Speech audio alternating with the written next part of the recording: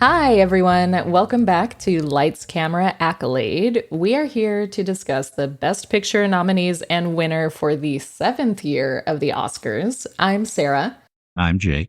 And I'm Abby. And just to let everyone know, the movies this year were made in 1934. So the Oscars this year were hosted February 1935. So the Academy has finally solidified the time frame of what movies qualify and when the ceremony is held. There was a lot of like dual years for previous Oscars where it's like 1927, 1928, 1928, 1929. 1929, 1930, and that made counting really difficult. So they did not think about how we would have to label the movies in our summaries, and kind of crazy. How We're thinking about me, who had to keep looking up when these movies came out. Exactly. So now it's simple, not only when they came out, but having to be like, if we put the slashes in the summary, is that going to mess anything up for search terms or anything? So they were not thinking about the internet. They were not thinking about anything. God damn it, Academy. Wild. Yeah, it's so short-sighted. Yeah. So they're fine. They're ironing it out kind of at this point. And so there were like new categories this year. I think we mentioned last episode, this was the first time that like best editing was an award. So we had been very curious to see if that would increase the caliber of movie, make them more enjoyable, make them flow well, because like State Fair last year could have definitely used some editing. Not to pick one out and bully it, but that's definitely in my minds where like some cuts would have probably been good. I don't know. I needed to see that whole pickle contest, like all the runners up. From Well, of start to course. finish. Nail biting. Well, we needed editing for that, so that could have been the entire movie, I think, is more what I was going to say. I don't know if it made as big of a difference as Not I this would have year. thought. Give it Which, on time. that note, there were so many movies this year, There were a lot. you guys. I looked like it up to see when 11. we get back to like a reasonable number, and it's not for a long time. It's like no. it's like after the war. That was Yeah, in the basically. that was in the no. treaty that ended the war. Yeah, Along with all these other issues, we got to get this under control. when looking at the calendar and planning out our months per episode, I'm like, this won't be until next year, you guys, where we have actually like reasonable length episodes again. So That's crazy. kind of crazy. You know, I enjoy it. I'm learning so much from every movie. Sometimes I'm learning bad things, as some of the movies that we watched this year, but oftentimes learning interesting and fulfilling things. That's a great segue to start talking about our first movie, Jake. Please. So, The House of Rothschild stars George Arliss of Disraeli fame, once more taking on the role of a historically significant Jewish man. The movie, which centers around funding the European fight against Napoleon and how it made Nathan Rothschild rich, tries to say anti-Semitism is bad and kind of says it anti-Semitically. That's the perfect way to put it, because I was really floored and flabbergasted by this movie because the title alone made me like, is this like an Alex Jones thing? Because I heard that name before and I haven't gone down that rabbit hole. I know it's at the center of a lot of conspiracy theories. And yet it turns out that Hollywood, to my understanding, a lot of the impetus behind them making this movie was to kind of counteract some of the narratives that were kicking off in Germany and Central Europe at this time. And boy, did they do it in a strange way. Yeah, they sure did. Yeah, I kind of feel like that's several of the movies this year where we have to remember what was normal at the time in terms of depictions of a lot of like non-white groups, because many of these were considered ahead of their time or treating like material with respect that now from modern day standpoint we look back at like, this feels racist or this feels like a stereotype. Yeah. But also like, I don't know. I think that it's also that weird double-edged sort of like, yes, maybe for the time, but also like the movies that we're seeing from the Academy are also very like even more of their time. So even less progressive potentially than like we're not seeing reality here in any way, shape, or form. Oh, for sure. Right. For sure. We know already that there are movies being made and like people living their lives, that this is not even vaguely reflective of that. Right. It's more like what kind of like what we talked about, especially in like our February bonus or our March bonus, where, you know, groups get to tell their own stories and stuff. It's more that like, okay, what was kind of the mainstream media narrative that shaped a lot of everyday Americans' perspectives, especially like everyday white Americans who probably did not interact with groups outside of their own very much. So that's kind of the lens that I feel like many of these movies are being made in. And kind of, but like, on that note, I still think double-edged sword is a good way to put it, because it's like, okay, even though you're increasing visibility and perhaps doing better than some of the other movies that were in the mainstream before it, it also continues to like perpetuate and shape future movies, right? Like it's almost like slowing progress in a lot of ways, even though it's making like, if you squint, kind of marginal progress. But to give listeners an idea of how some of the content could be taken as anti-Semitic, I did learn that scenes from this movie were cut and used without permission for Nazi propaganda. So there was like enough, there was enough, in there to kind of quote unquote prove their point. Especially the whole like prologue with exactly. Where, like 5 minutes in, I'm like, oh my God, this is like every stereotype you've ever heard about a Jewish person taken to the nth degree. And just to give listeners the benefit here of understanding kind of how it opens on the Rothschild family when it's the Rothschild patriarch in like the mid 19th century in Germany. And he's like a local banker, moneylender. And the movie does a good job of talking about how they're regularly exploited by like the German tax collectors and authorities. And so that's part of why they have to not be so truthful about how much liquid assets they actually have, because the government will try to take it all. But very much like the vibe is like, okay, boys, come around. Let's hide all the gold. Let's put them under here. And let's, you know, and it's consistently, it's very much feeling like those narratives that were being spun by anti-Semites and the Nazis in particular about Jewish people, right? That it's just so gobstacking to me. But it's presented in a way that it's like everybody knows that racist. Well, I shouldn't say everybody, but you might know a racist person who the way they'll frame their defense of not being racist is like they'll say something along the lines of like, well, we all know that this group is so and so, but even having said that, I think we can agree that they're good at this, and I have plenty of friends like that's what the movie felt like to me. It's like, yes, Jewish people may be X, Y, and Z, but that's the way they are, and there's good things about that. But if you're a Nazi, you're gonna say, no, that's not good. That's what we're mad about. So it was perplexing.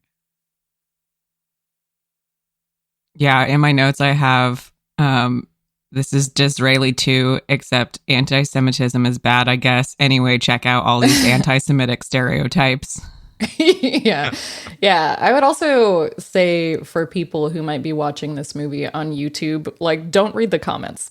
Oh my God. It is, it's a minefield, and this is definitely the first, because most of these movies, the comments, there are like 4 comments where there's one person who's like, I'm 85 and I remember watching this movie as a kid, you know, like kind of wholesome things, or like, oh, this was my great grandma's favorite movie, like everyone being really cute about classic film. This one brought like the Alex Jones types out of the woodwork. So I was like, oh Lord. Yeah, interesting start on that. But I will say, just like looking at the movie, again, George Arliss, familiar face, very skilled actor, but I will say so far he's 0 for 2 for movies that I've enjoyed. You know? So he's just not being given not my great favorite material to work with. I feel like, but he was like really, he specifically wanted this role and this movie. And I think that this speaks to, we'll call it like the lack of any kind of positive representation for certain groups in mainstream film. And Jake, as you were saying, especially at a time where like anti-Semitism was really rising, not only in Germany, but globally, right? In the US as well, because there were tons of Nazi sympathizers in the US. So that's not something that should really be kind of forgotten. Looking at you, is it Charles Lindbergh? Yeah, it was a weird one, definitely. And my initial concerns were validated in watching it. Although I did... Though I will say, it did afterwards, like I watched a very short YouTube video about the Rothschild family, because there was a lot of like having to do a little bit of fact checking for some of these movies that were quote unquote based on historical people or events, and we'll get into that more probably in the next movie. Right. But I still don't really have a good grasp of all of the moving pieces, but it was definitely interesting to kind of see the initial like Rothschild's patriarch's plan, right, to divide and conquer, and more of that family's decision to be loyal to one another, because throughout history, right, there was more discrimination against Jewish people, etc. Right. So just like trusting in your own community, which is not like that's something that happens in displaced groups because out of a survival instinct. But also interesting that they essentially made that decision to invest more in liquid assets and bonds and all of that because of the instability to ever own assets like real estate or things that could be like destroyed or stolen from them. So weirdly enough, even though they became kind of the like global conspiracy poster family for a lot of this, it's like, well, some of that was caused by already like existing conspiracies, etc. Right. Like you kind of created that, you know, quote unquote monster. Well, the Catholic Church banned lending at usury for hundreds and hundreds and hundreds of years. So that's a big part of why Jewish diaspora became such integral parts of communities, because they played that role. But then when all the other villagers decided they didn't want to pay their money back, they would get violent oftentimes. Right. Yep. So interesting stuff, not always handled with the most care. But I would maybe like to watch that video you watched, because I was like, surely they can't have been that instrumental to the defeat of Napoleon, who is a figure that I have mostly positive feelings about.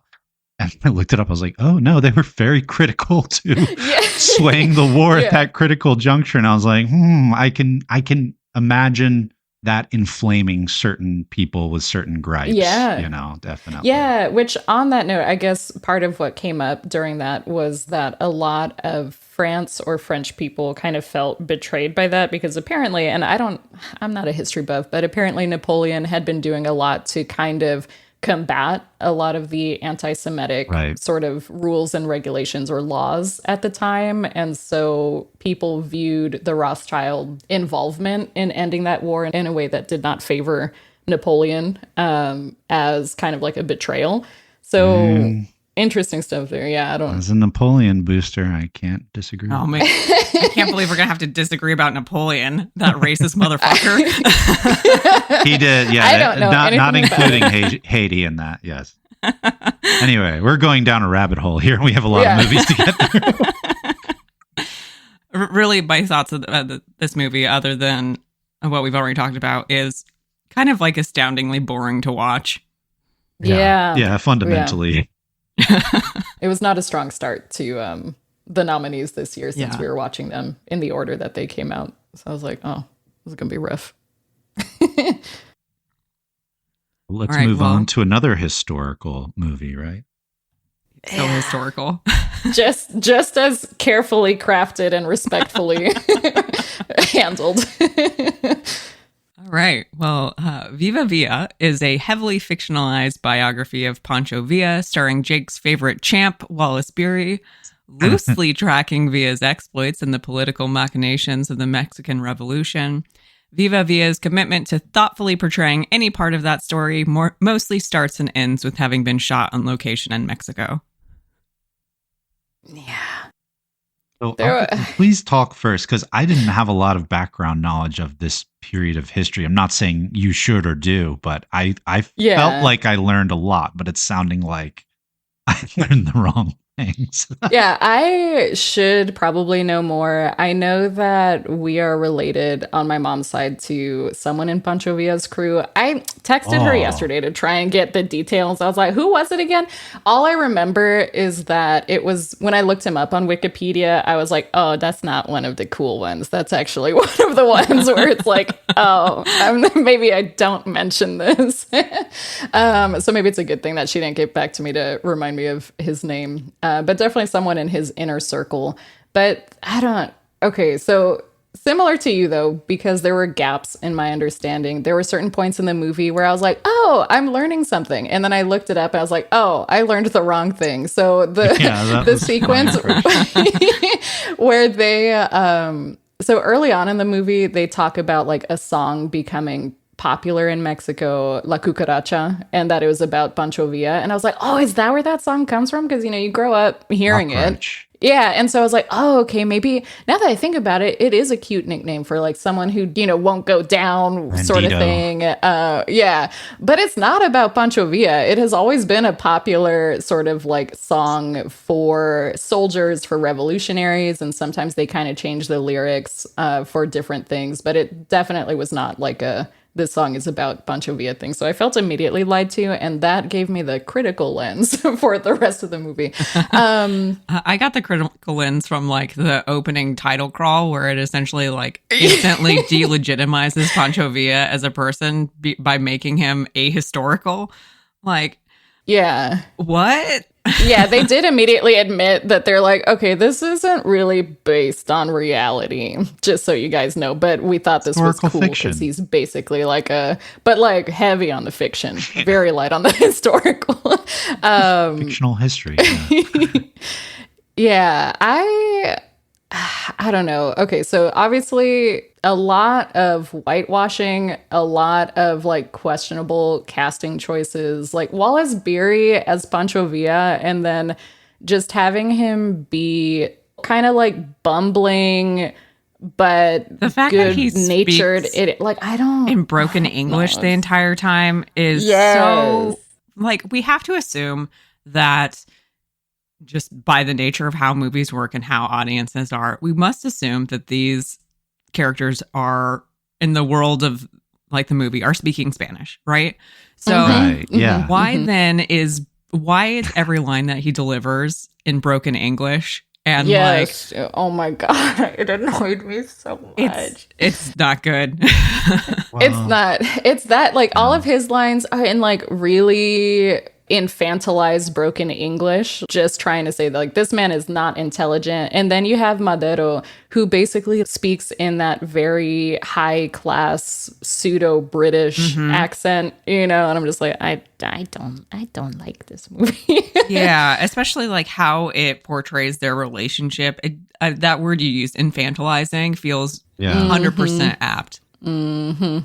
So, which is very weird for a person who was, and in the movie as well, at times just like very ruthless. Right. But I don't know, just the way that they chose to portray him was a kind of odd choice. And I don't know. I was curious about how it was received at the time, both in Mexico or in the US as well. And obviously there were some concerns about the handling of, you know, a very beloved, but also somewhat divisive still figure in Mexican history. Yeah, Wallace Beery's casting seemed to be one of the main things that people took issue with. And that was largely because of how people were used to him kind of playing pathetic comic relief type characters. And so they were concerned that that's what the movie would portray Villa as, which I would argue it kind of did. Yeah. Also, like, 10 years after Pancho Villa was assassinated. Exactly. True. Yeah, That's so it's like, this is fresh. Think. This is recent. It's not that long ago. And when this movie was made, it was even less not long ago. Like many of the banditos and stuff who were part of that revolution and stuff were both still alive and still in these locations where they were shooting much of the movie and even in like scenes and stuff. So this is like a very, very fresh, very recent thing. I did find a review from Helen Brown Norden writing about the movie and specifically like Wallace Beery. So she said, unfortunately, there's no denying the fact that Wallace Beery is not everyone's Villa. He's Tugboat Annie and Min and Bill. He's been playing those comic, pathetic, lovable characters so long that he goes right on being comic, pathetic, and lovable, even when tying up 3 captives together and potting them neatly through the stomach with one shot. The sad thing is that Mr. Beery has become an ingenue. An ingenue he continues in spite of hell and high water, not to mention history. He smiles with coy sweetness. His eyes fill with tears. He flutters his fingers in wistful Helen Morgan gestures. He looks abashed. A synthesis of Peck's bad boy and sentimental Tommy. This cuteness is neither in keeping with the character of Pancho Villa, nor, as a matter of fact, with his own face. I was like, damn, Helen. Helen. Savage. Okay, Helen savage, but knowing how great much of an quote. asshole he was, I kind of like, I don't know, he kind of deserved it. I don't know. I don't feel bad for Wallace Beery whatsoever. Now, I know Wallace Beery is a terrible person in real life, but I do like him as an actor. But I will say, for listeners that don't know Pancho Villa's story, and I'll speed run it here, he was a peon, so like a laborer on the estate of a wealthy guy. They were treated very unjustly, and his father was whipped to death. He escapes as a child and becomes a bandit in the mountains and kind of devotes his life to taking revenge on the landowning class, but he also does a lot of sexual assault and theft and things in the course of that. But anyway, when the movie really kicks off is when Mexico is undergoing this new revolution against a regime that had been in place for like 30 years and was very friendly to the landowners. And Pancho Villa is kind of used by these upper middle class, liberal-minded revolutionaries for the war effort component. And then when the war ends, he doesn't really have a place. And so he ends up getting exiled to the United States for a while. And then his friend Madero, the new president, is murdered by the conniving generals that are allied with the landowners. So Pancho Villa comes back. The movie says that he was like basically president for a little while. I think that that's maybe not totally accurate, but I like the way it displays, like, because this happens a lot with revolutions in history, is people talk a good game, but then once they get into power and see the complexity of the competing interests involved, it becomes much more difficult to actually implement, in their case, these major land reforms. So I thought it was kind of like sad and moving to see that, and interesting because I learned a lot about that period.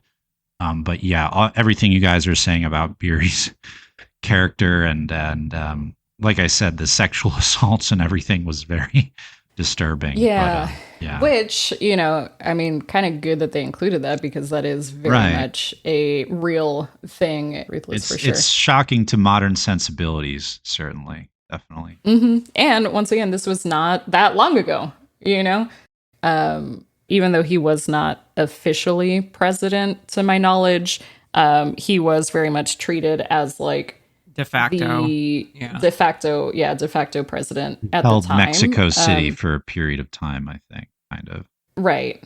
And even the US was obviously involved in like having to make the decisions of either working with him or plotting against him. So it wasn't really quite as it portrayed. Like, I do think narratively it's interesting to be like, once you have power, what do you do with it? Like, it's harder than you think to make change. But again, that I think was more continuing to illustrate, like, see, he's just kind of this bumbling guy, bumbling guy. Whereas, I think it undercuts his abilities. Like, he was obviously, by all accounts, a really dynamic, talented, and skilled, leader with all the baggage of everything else we've mentioned. But you do not get that in Beery's portrayal as much as I like whatsoever.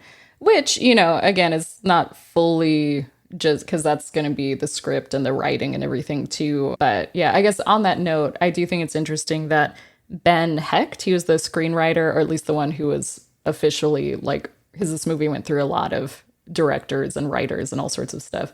But he originally wanted this movie to be a two-parter, where part one would have been about the rise of Pancho Villa and part two would have been about his fall. Which I think could have been cool and was honestly ahead of its time. But the studio was like, audiences don't want to see two movies about the same thing.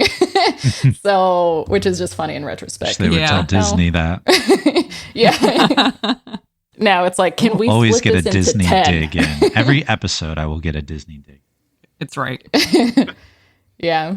I guess on that note, this movie, because of difficulties with like location shooting, retakes, lost film, like there was a plane fire or something where a lot of their B-rolls were gone. Yeah. So the budget almost ended up being $1 million in that time's money.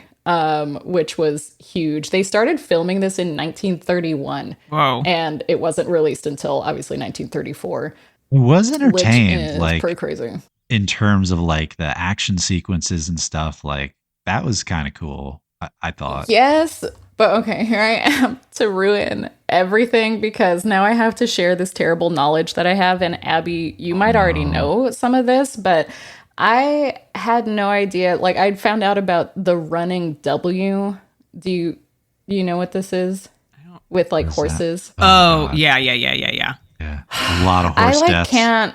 Yeah, not necessarily in this movie, but in general while that was used. So like I can't watch any scenes with horses the same way, especially prior to it becoming illegal in 1936. But it was, basically like a wire that they would have to trip the horses, right? So they would fall in scenes and stuff. God.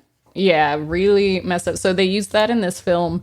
Because that was just kind of like in any war sequence with a lot of horses. Yeah, kind of anytime you see a bunch of horses, usually it's like cavalry charges or whatever. Right. And they're like, you have horses like tumbling forward over their heads.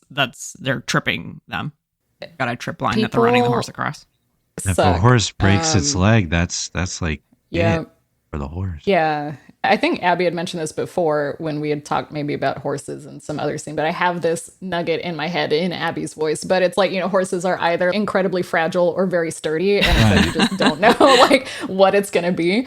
And so, so that became illegal specifically because in the movie, The Charge of the Light Brigade, which had a lot of cavalry charges like that, obviously there was a lot of just horse injuries and death in that. So I was like, wow, this fucking sucks. No one should die for a movie, human or animal.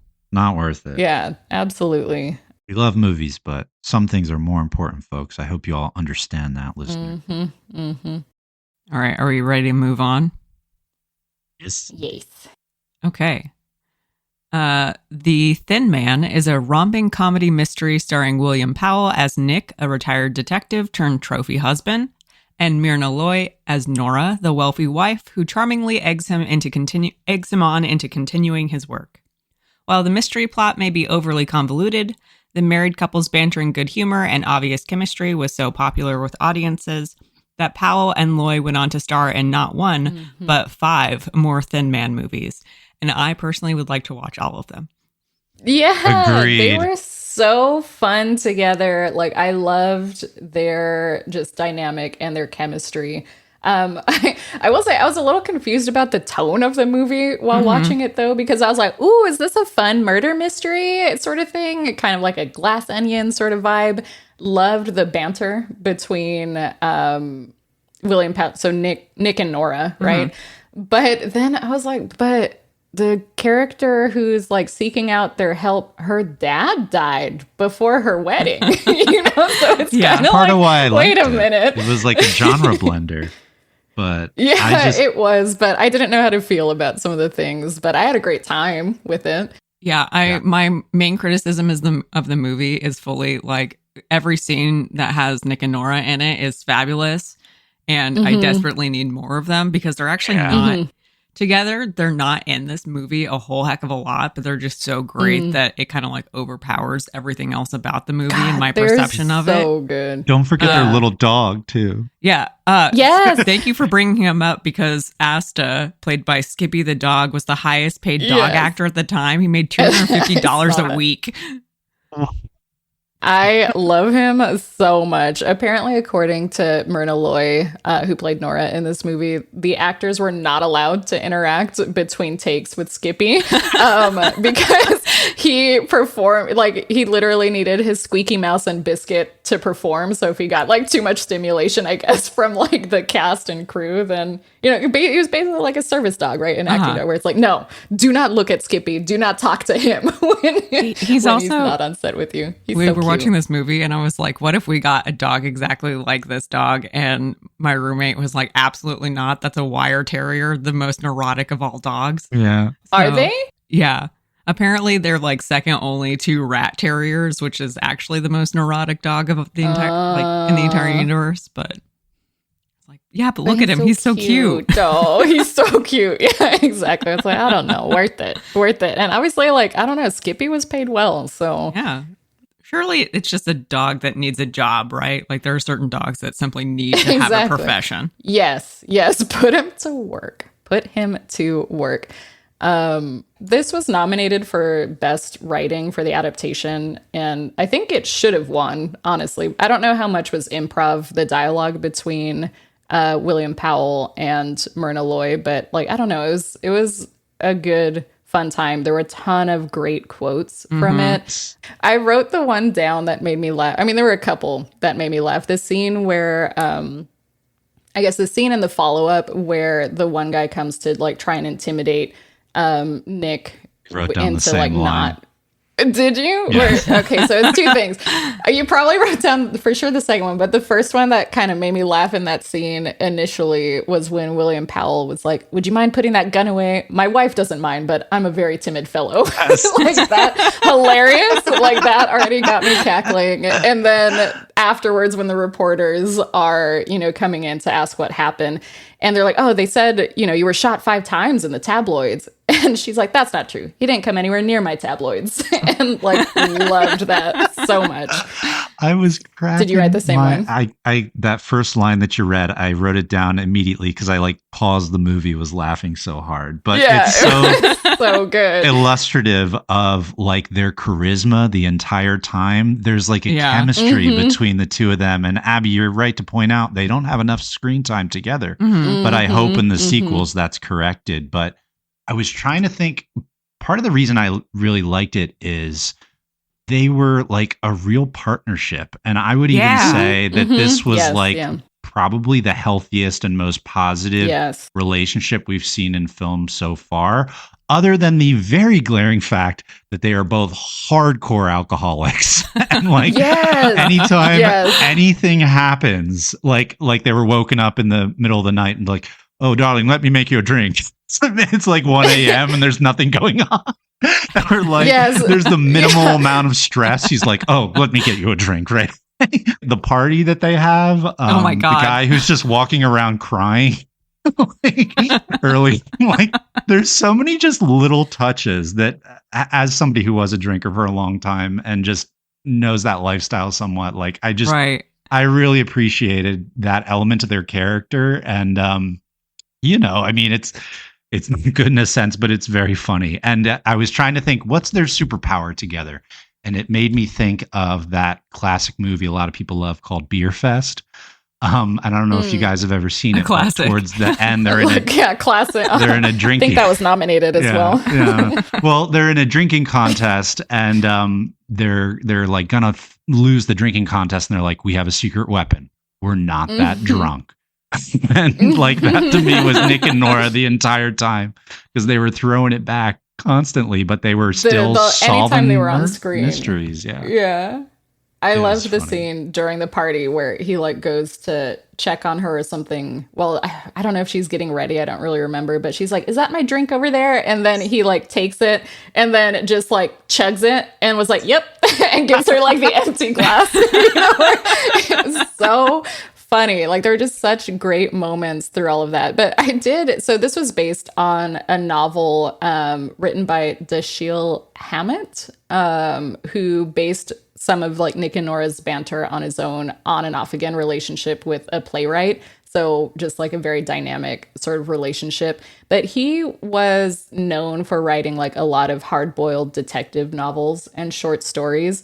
So one of the major changes between the novel and the movie actually was the kind of the tone of the drinking, because the novel was written during Prohibition, right? So drinking was like usually in like a disreputable atmosphere. So it was like more gritty in a lot of those types of sequences. But since Prohibition had been repealed, as we know, like last year, people were ready for like escapist fun. And so the story was deliberately rewritten where the characters would be heavy drinkers who only become like more enjoyable the more they drink, So it was, I don't know, big alcohol was like, yes, we're back in a big way. And this is Prohibition is so over.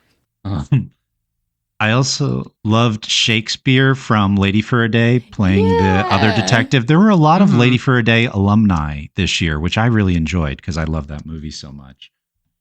I don't know if you guys remember, Myrna Loy was in Aerosmith the year before. She was like the character who kind of seduces Aerosmith. Yeah. She was pretty. Yeah. So she usually was cast in those types of roles, right? Kind of like a vamp type character. So this role, and therefore this series where she got to just have like a ton of fun, she did so good. was rare. Yeah, it was rare. And initially the studio was like, I don't know if, if it'll make sense to have her in it, but the director, W.S. Van Dyke. So first of all, I've run into this when researching. Who directed Trader Horn? Yes, exactly. So yes. So literally I had run into this when researching some of Trader Horn. I had found some like random scrapbook when he was working on it that he had made. And he apparently was like very much in love with Myrna Loy. I almost said, like, combine their names. Oh my God, am I just like his notebook at home? Yeah, exactly. No, so he had written in there, to the girl of my secret adoration, Eleanor Packer, from W.S. Van Dyke. In tiny script added, Eleanor, I've never dared say what I wanted to, but I can think what I damn please. And Eleanor Packer was the name of the character she played in Manhattan Melodrama, which was a movie that he had made the year before. So notably, they worked together in all of the Thin Man series. But MGM basically told him that Myrna Loy would only be in it if the movie was finished in 3 weeks, because she had another movie filmed. They filmed this movie in 12 days. Wait, That's crazy. The Thin Man. They filmed in 12 days. That does also kind of like, that's got to legitimize how little like actual screen time she has, right? Too, because if they if they could like get that out really quickly, then they knew that they could. I'm sure. I mean, doesn't change the fact that they made it in 12 days still. Yeah, the whole. Yeah, I was like, they still made the whole movie. But yeah, you're right. Theoretically, a little bit more flex, right? Where we only have her for XYZ scenes. We can do all of that, and if she needs to go, she needs to go. But right, and I think on that note, as a director, he was very well liked in general. Like, people liked working with him, but he kind of liked people to be a little bit more improvisational, a little more spontaneous and stuff. So they used a lot of first takes, both in this movie and in many of his other movies. Cool. So I thought that was interesting. William Friedkin was like that. I don't know who that is. We've not run across The Exorcist, The French Connection. We'll get there. Keep listening. Oh no, I don't want to get there. But two things I just wanted to hit on in this movie. At one point, I took down the notes, so I guess this happened. Nick punches out Nora. I don't know why, but he revives her with booze. So I thought that was fun. Yes. Oh, he punched her to like get her out of the way of the bullet, right, or something? Yeah, in case. Yeah, because when he's about to take down the guy who came in and shot him in the tabloids. That was such a good scene.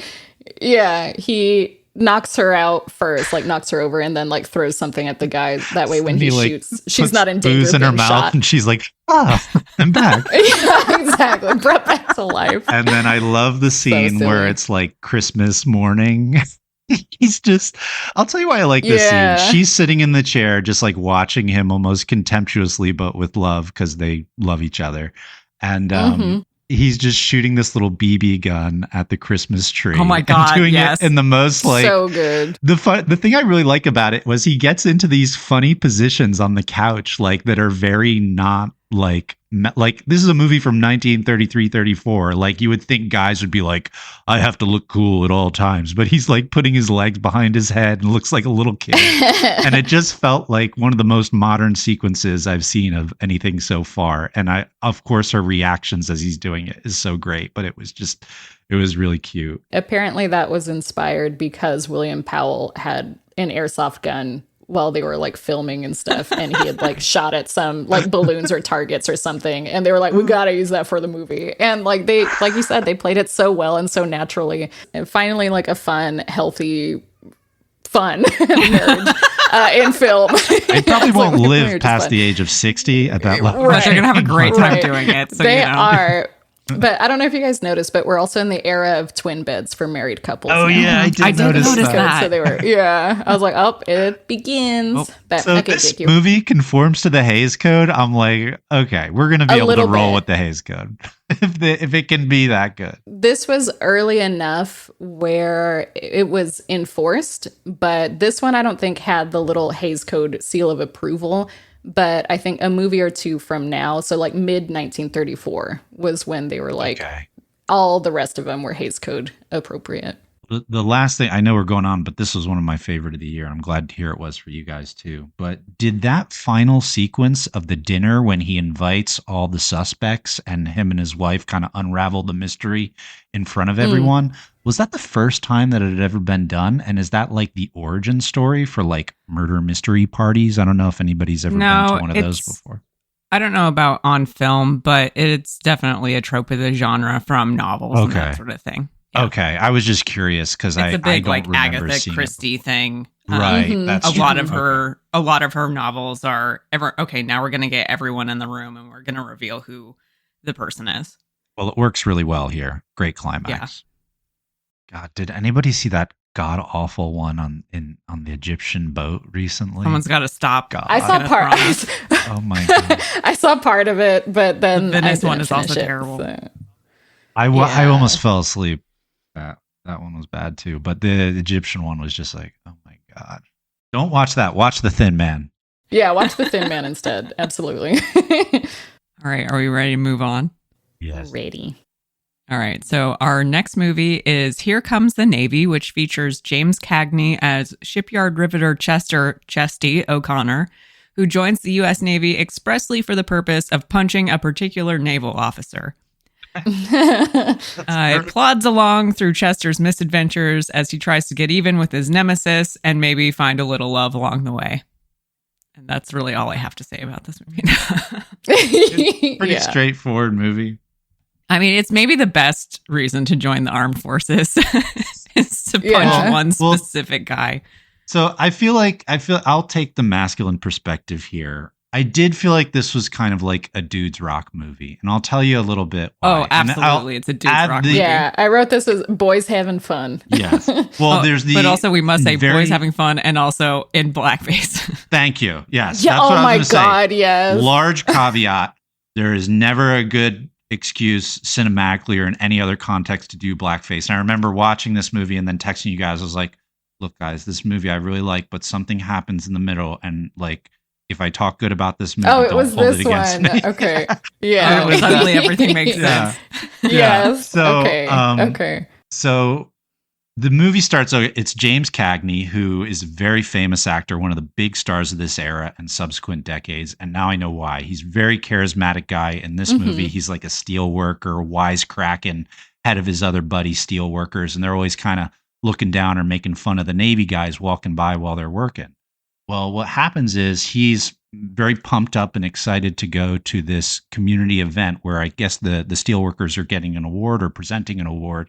He brings his girlfriend, who's kind of seems a little materialistic, whatnot, but he's really excited that night. Well, he runs into this Navy officer who he's been rivals with, and they get into a fist fight, and he loses. And his girlfriend gets with that Navy officer who is his rival. And he becomes so enraged by this, like Abby says, he joins the Navy with a long-term plan, I think both to like show her that he's just as good as that other guy, but also to like get to that other guy.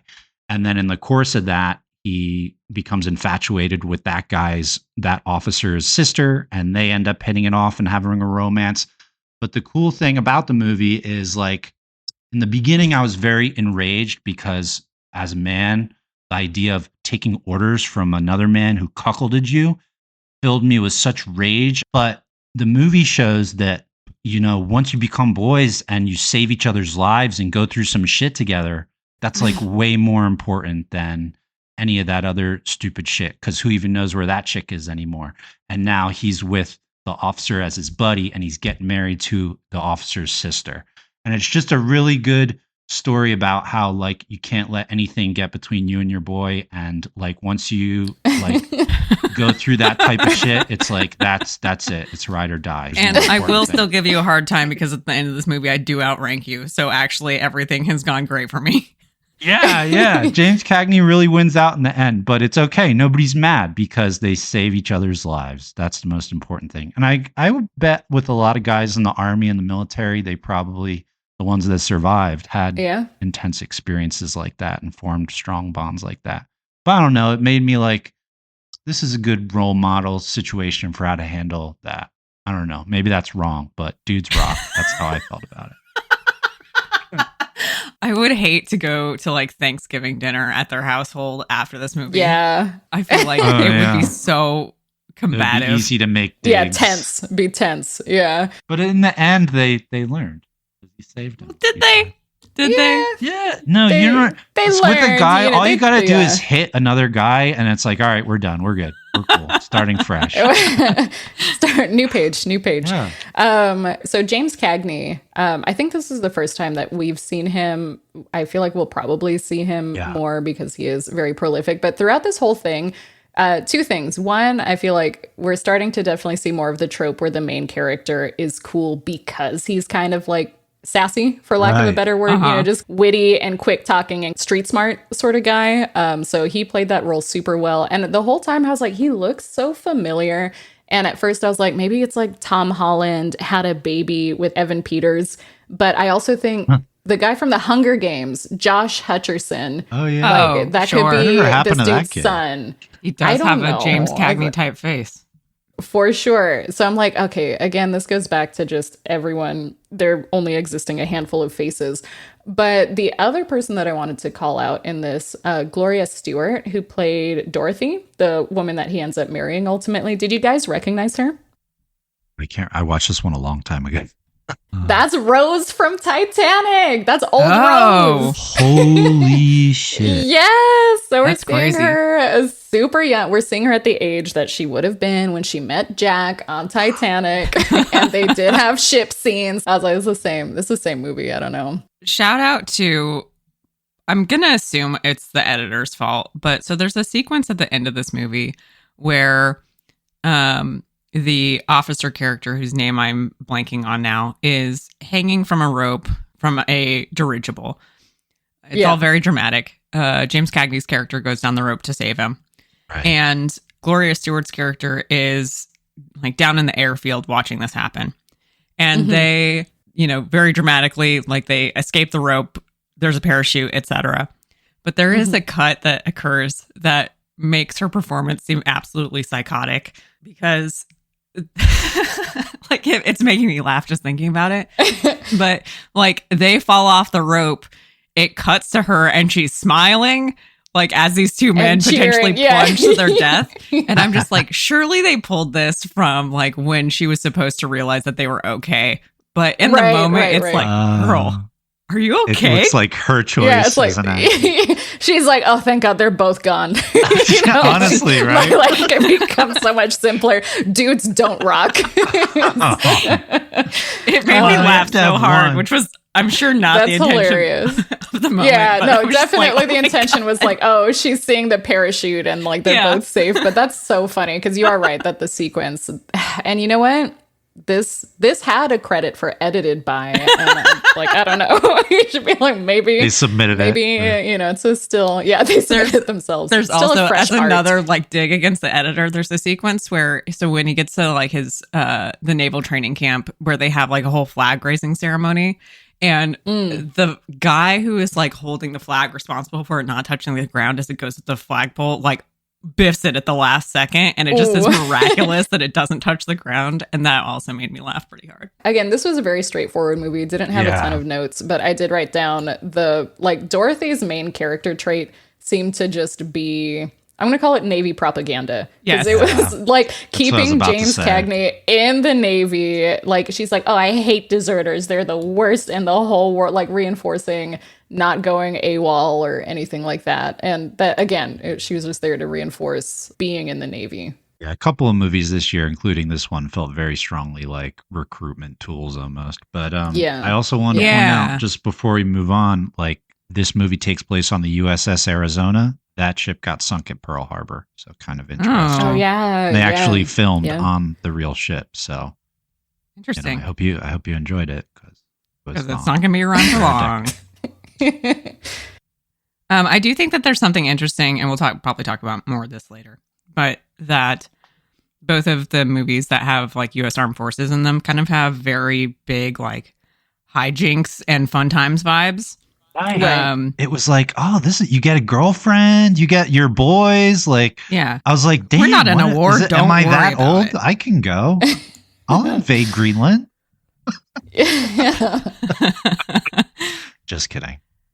But yeah, I think that's exactly that, right? Where it's like, probably recruitment numbers were down. Now it's time to get those numbers back up. Got to start beefing up home defense. Yeah. That's the vibe that I got too. I just didn't do enough research to be like, was this intentional? Remember too, this is year 2 of the New Deal era. And we even hear the New Deal mentioned in several movies. And it was a very patriotic, eventful time where people were finding renewed pride in their country. So just something to keep in mind. Yeah. I'm not 100% sure. I'm almost willing to kind of give it like maybe it wasn't just like recruitment ads from the Navy and the Army, and it feels kind of a more genuine kind of bouncing back from World War One and Depression. and the Depression, and like here's a thing that you can do that is like has meaning and purpose and is gonna be a steady paycheck, frankly. That is also fun because that's low stakes, right? We're not actively sending you anywhere to go get murdered. Low stakes. That's what I kept thinking when they kept going on shore. I was like, it seems like this is like pretty easy to just like hang out. I don't know, but I'm used to seeing movies that are just about wartime where it's like, oh, this is my first shore leave in years. I'm like, all right. Do we have anything else to say about Here Comes the Navy? Movie? I liked it, except for the blackface. I didn't endorse it. Jake does not endorse blackface. The quick read of a like drug commercial. Yeah, exactly. All right, so we're going to move on to Cleopatra, which stars Claudette Colbert in the title role.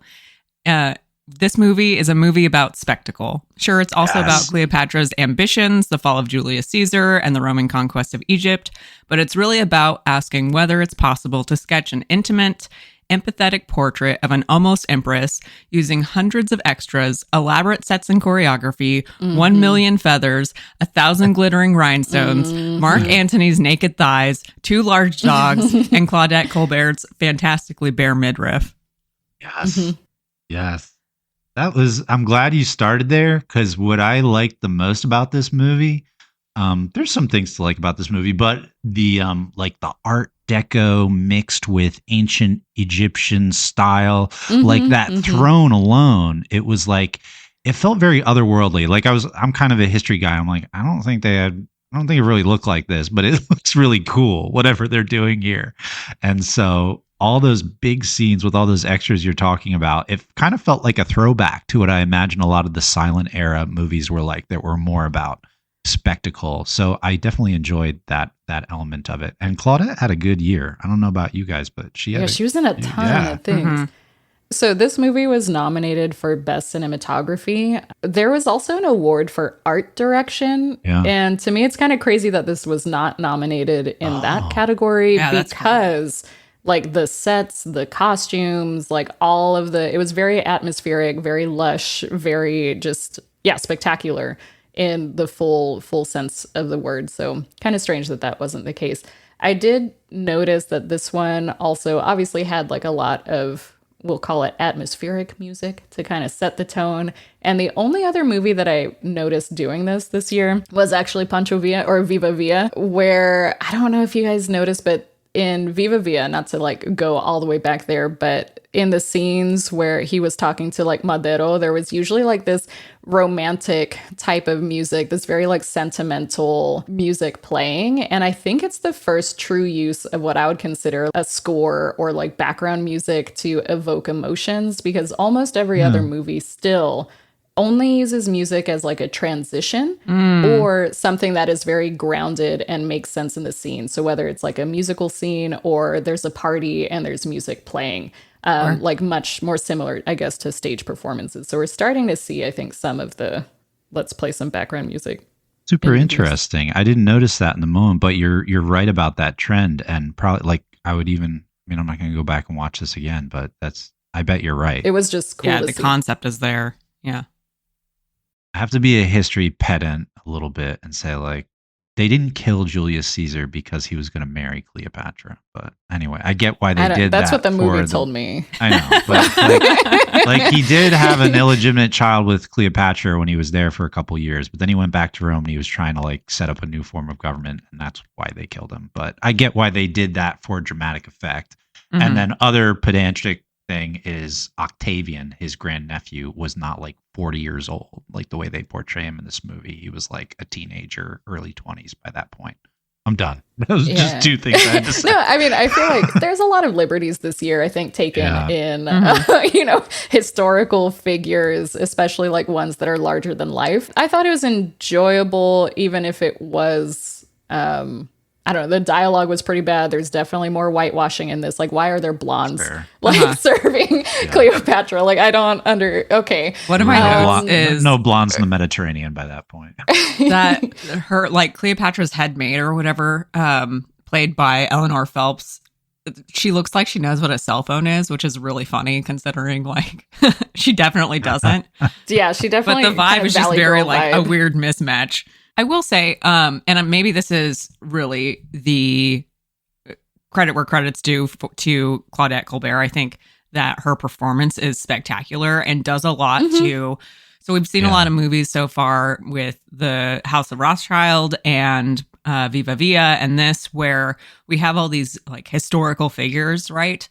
But in a lot of those movies, we're failing to really portray them in either something that is not like denigrating or maybe is just like a caricature. Whereas I feel like her performance here, there are real moments of like genuine sympathy and you kind of really see her, who she is as a person and not just a historic like figure.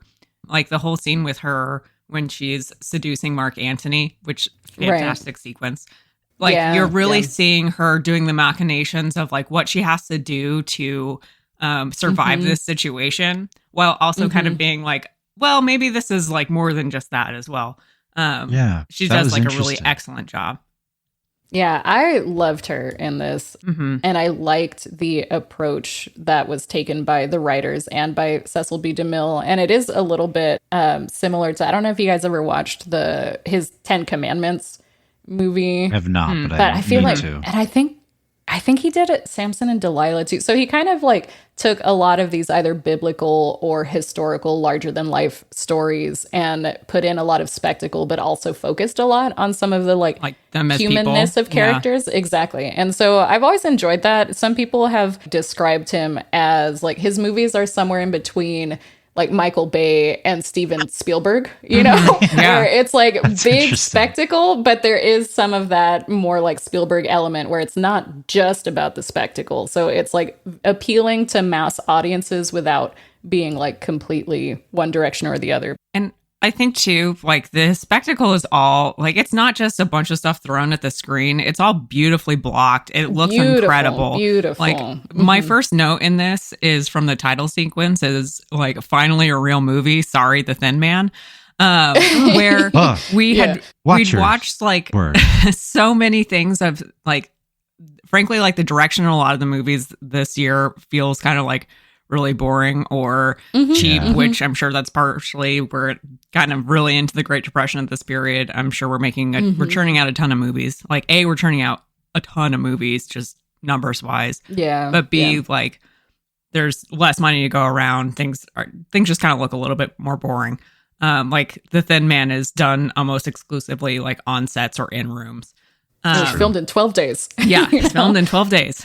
So it's really, this was so refreshing to see a movie that, like, yeah, it is spectacular in the sense of it has so many things happening on screen, like the sequence where Cleopatra and Mark Antony have sex.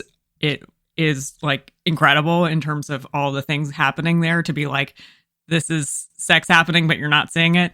With the big, huge curtain and flower petals and dancing and blah. And but like, it is also just spectacular from a like assembly sense of like the scene blocking is all really good. It all sounds really good. It looks really good. All the like costume design, it's just really impeccably made.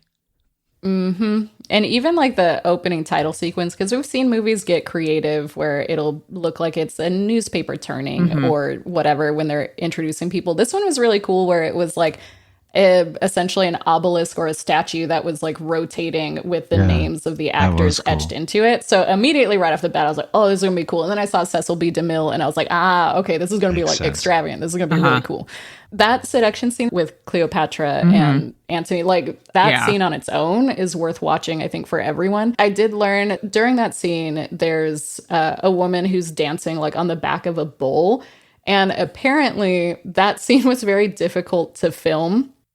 Not only because logistically that's difficult, but also because the bull kept pooping on the floor. So the less glamorous side of movie magic. Exactly. So it's this extravagant movie magic scene, but then it's always fun to imagine, like, what was it like filming this scene? Yeah, they go to the bathroom. Sometimes chaotic. Yeah, exactly. Well, Abby, I love that point you made about Colbert's portrayal of Cleopatra and the way Cleopatra is written in general in this story. And a lot of that has to do with the fact that my historical intake of this period and fictional material based on this period usually portrays Cleopatra as this kind of hyper cynical femme fatale. I'm really thinking like HBO's Rome, which was a great show. Which she was an interesting character in that, but this makes her way more sympathetic and I think even like realistic in a sense, because it's like she's very organically adapting to her circumstances. And it's very much like it's giving that feeling of like what an insane governmental system of like a monarchy that it's oriented around this girl in her 20s and whatnot. But I love the way she starts out thinking, you know, she's just going to exploit Mark Antony. And even when she was going to marry Caesar, you know, it's so sad when he's killed and her aide goes like, he didn't love you. He just wanted Egypt so he could get to India and etc. But at points, it seems like she's in over her head. But because she's so intelligent, she really adapts. And then in the end, you do see she authentically falls for him. And I think the transition was when they are coming under attack and Mark Antony kind of steps into his own and you kind of see he's not just this bumbling, you know, macho guy. He's like a very vigorous military guy. And she's like, okay, this is someone I can work with here. And then I think that's when their relationship really takes off. And it's sad that she tried to... Maybe I shouldn't poison him. Well, that was interesting in the end. So yeah, good. That was really good. I also liked Mark Antony's soldier abandoning him. But I also a good scene too. Like they did a Romeo and Juliet misunderstanding thing at the end where he thought she abandoned him for Octavian and that's why he killed himself. And then she's like, no, I love you. And that was like, I don't know if the history's right there. But in any case, it was powerful and it was kind of cool. Yeah, and I looked very briefly into it. I am not a history buff. Jake, I expected you to know more of this. No, I know this period very well. Please ask away. Don't open that box. The main thing, because I was like, did he commit suicide? What was kind of the surrounding? And he did. And I don't think it was quite as dramatic necessarily as thinking that Cleopatra had betrayed him, but it does seem like he assumed that Cleopatra had already committed suicide due to this like loss or whatever. And so Like, there's some truth to that sort of, we'll call it Romeo and Juliet style, like killing yourself because you thought your partner like already killed themselves, and they're like, oh shit, you didn't kill yourself yet. Like, I think part of the reason Cleopatra was such a successful leader and politician is that Romans came from a hyper patriarchal society where women were basically like kept in the home and veiled when they left the home and whatnot, and essentially property of either their fathers or their husbands. So to go to this exotic Eastern world and see a woman who not only can hold her own intellectually, but who is like the legitimate head of state in an autocratic way, I think for men like Julius Caesar and Mark Antony, who were kind of always chasing power, was very intoxicating. So it was an interesting dynamic and interesting life that she led. And definitely you can understand why the Roman establishment was so unnerved by her. I did read that the movie was pretty badly panned by Italian critics. So maybe some of that's still there. I don't know. Why one of them? Oh, because they think they're Romans. Because yeah, exactly. So one of them had, I guess, called it a travesty and a burlesque when it was like screened in Rome, and it was met with like catcalls and laughter from the audience. So it was like very 2,000 years well ago received in Italy. I know, like get over it, just relax. But I feel like there's a lot of, this movie was seemingly somewhat divisive, where a lot of critics were like, this is great, amazing performances, very spectacular sequences and stuff, good historical drama. But there was one from The New Yorker that I also kind of, I don't know, disagree with. So John Mosher, not to call him out almost 100 years later, but he wrote, even as extravaganza, it's moderate. And the dialogue is the worst I have ever heard in the talkies. And I was like, oh my God. Okay. Have John, you seen any other like, movies, John? Yeah, literally even movies this year. Like, get out of here. So, not to drag him from the grave or anything. But I'm like, you're right, John.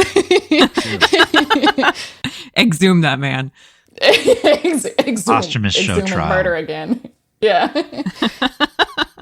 All right. Do you have anything else to say about Cleo? Actually, I do. I think that this movie has a lot of really thoughtful, like, small choices that it makes. I love that Mark Antony runs around with 2 dogs at all times. I think that's an amazing, like, an amazing vibe choice of, like, you know instantly who this person is. It, like, informs the movement of the scene so much in terms of like the kinetic movement in the frame. It's just a great choice. I also just think shout out to Warren William. I think he's really great as Caesar. Like, it's kind of a brief thing, but he's like instantly magnetic. Love him. He's really great. So I did write down, if they had spent a little bit more of their budget on their military instead of like thrones and outfits for Cleopatra, maybe they wouldn't have been kicked around so much. Yeah, but would they be remembered? Cool. Yeah. Yeah. All right. Are we ready to move on to our next movie? I suppose. Yes, indeed. All right. One Night of Love stars Grace Moore as Mary Bennett, an aspiring opera singer who travels to Italy in the hopes of catching her big break.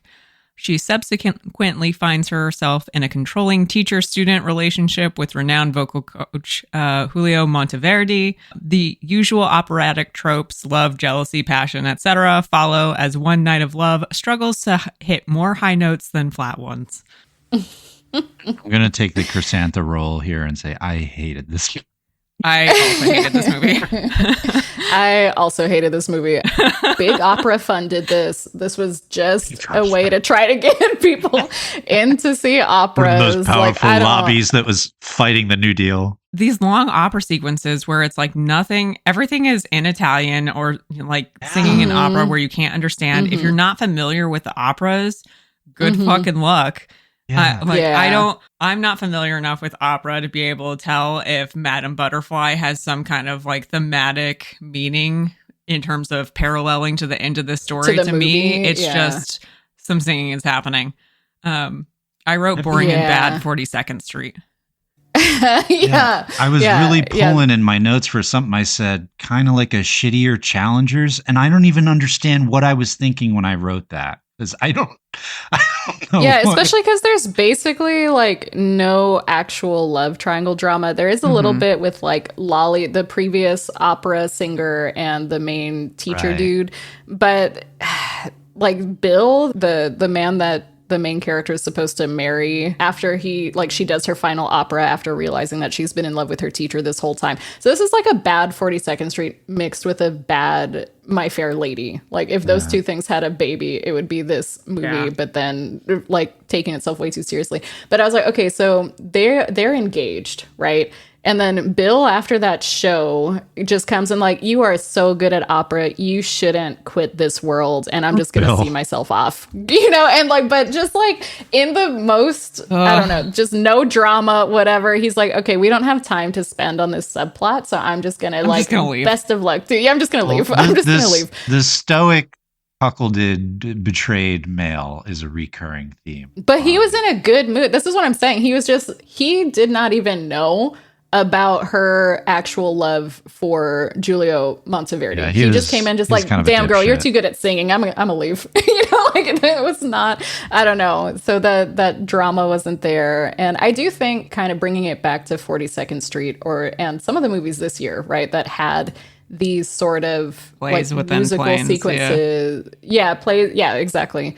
That I think that was the goal of this movie, where people were like, oh, bringing kind of like Broadway to the silver screen. What if we bring opera to the silver screen by showing like the behind the scenes? So like I get, but it's like, no, it's not. The problem is, it doesn't work. Again, you have to be familiar with these shows to understand what is happening. And like, I wasn't familiar. I can't, if that was the goal, and I think that you're right, Sarah, it kind of fundamentally fails that, because it fails to actually induct a audience member who doesn't know enough about this into knowing anything about it. Right. Well, but I also think that part of it is about the spectacle on its own. Like, as we mentioned with 42nd Street, we had no idea what the play was supposed to be about. Because like, even though we know English, we're just like, what is the plot of this like alleged production that they put on? Yeah, but at least you could understand what the fuck they were singing. Yeah, but I think that's kind of part of the draw of opera for a lot of people, where it's just like, you don't even really have to know, but it's about the skill of the singing and the sets and stuff. So I think that's what they were going for here. And like Grace Moore, very talented opera singer, but it's just,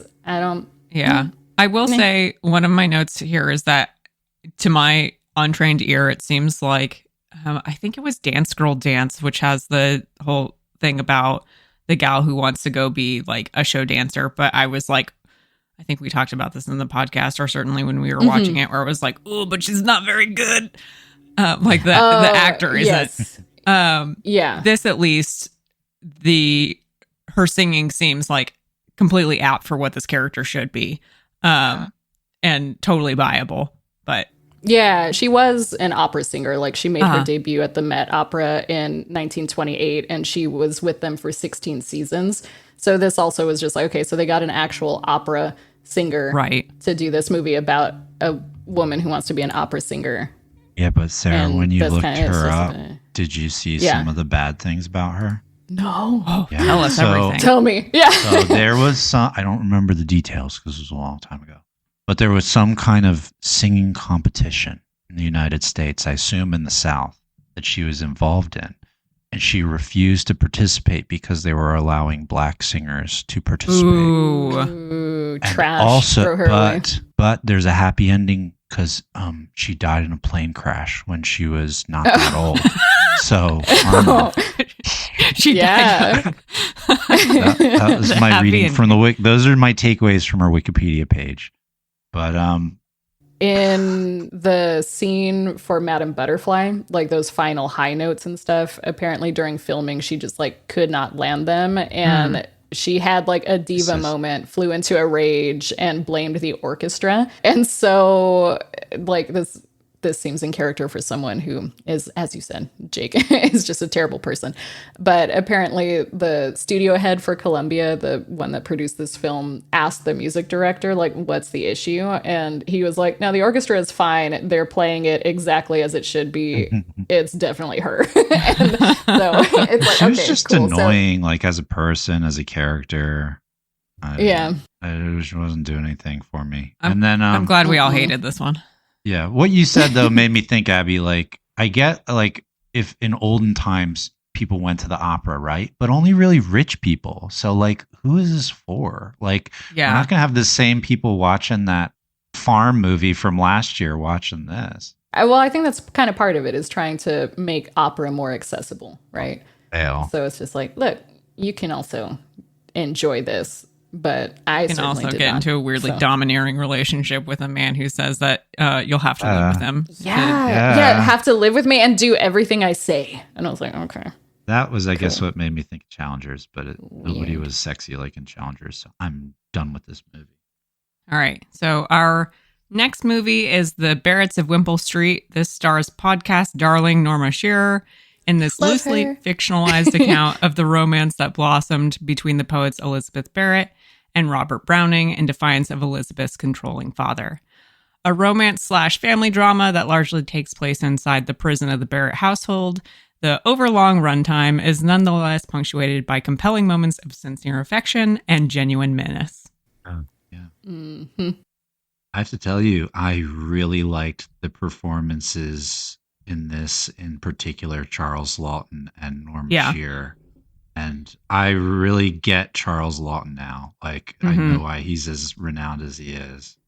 It took me a while to realize that it was the same actor as King Henry, because I was like, why do I know this name, Charles Laughton? And then when I looked at him more closely, I was like, oh, it's King Henry, and just completely different vibe, very menacing and like uncomfortable in this one. And he just really embodied the way that character, that person was written in this movie. Just like very domineering, so dramatic, so passive aggressive and self-victimizing. Yeah. Like, if you don't love me, I guess I'll die then. Like, just okay. But he was just so good in this. He was like Livia Soprano, like English. Yeah. That's honestly like a very good comparison, because that was very much just like that. You could see the impact that he had on his family. Yeah, that early sequence where Norma Shearer's character, so she is like had a childhood injury that has basically left her bedridden essentially, but like how much of that is controlling dad versus how much of is reality, like Munchausen by proxy or something like that. Yeah, it feels very like you're sick, so continue being sick. I'm telling you that you're sick. But that scene where all of her siblings kind of come into her room after dinner one by one, and they're having a great time, and someone knocks on the door and they all get very quiet, and it's not the dad, and the immediate like relief that they all have when it's like, I think it's the butler or one of the servants of the household is so palpable, but just the immediate like tone shift is so well executed, and you know exactly why they're all suddenly frightened. That's almost a more powerful introduction than him coming through himself. Just like to let the audience know this is what you're dealing with here. He's instilling this fear. But I love the way Norma, in her illness, was kind of the leader of the siblings. Like, and you see that in abusive households. Like, a lot of times, the oldest, not necessarily the oldest, but oftentimes will take the beating or the brunt of the abuse, and the other ones kind of look to them for help. So it was interesting that she was seemingly so vulnerable, but really the only one among his children that ultimately could stand up to him. When we finally do see him have that outburst when he's like yelling at Henrietta over her relationship with Captain Cook, he legitimately was pretty scary in that scene. Well, like what you said before, Sarah, about, to me, the scariest thing, if you've ever dealt with a personality like that, is that insidious self-victimization and manipulation.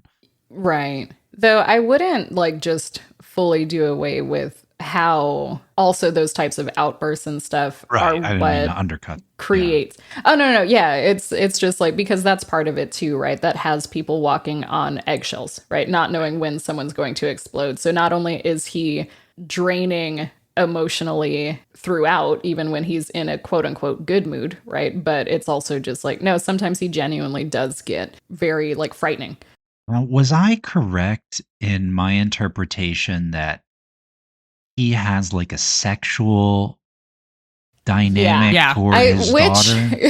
For sure, which historically, I don't know that is accurate. I never saw any evidence of that in the times that I came across the Barrett Brownings, but I kind of did the same thing as I read a bunch of stuff of like, is this legitimate?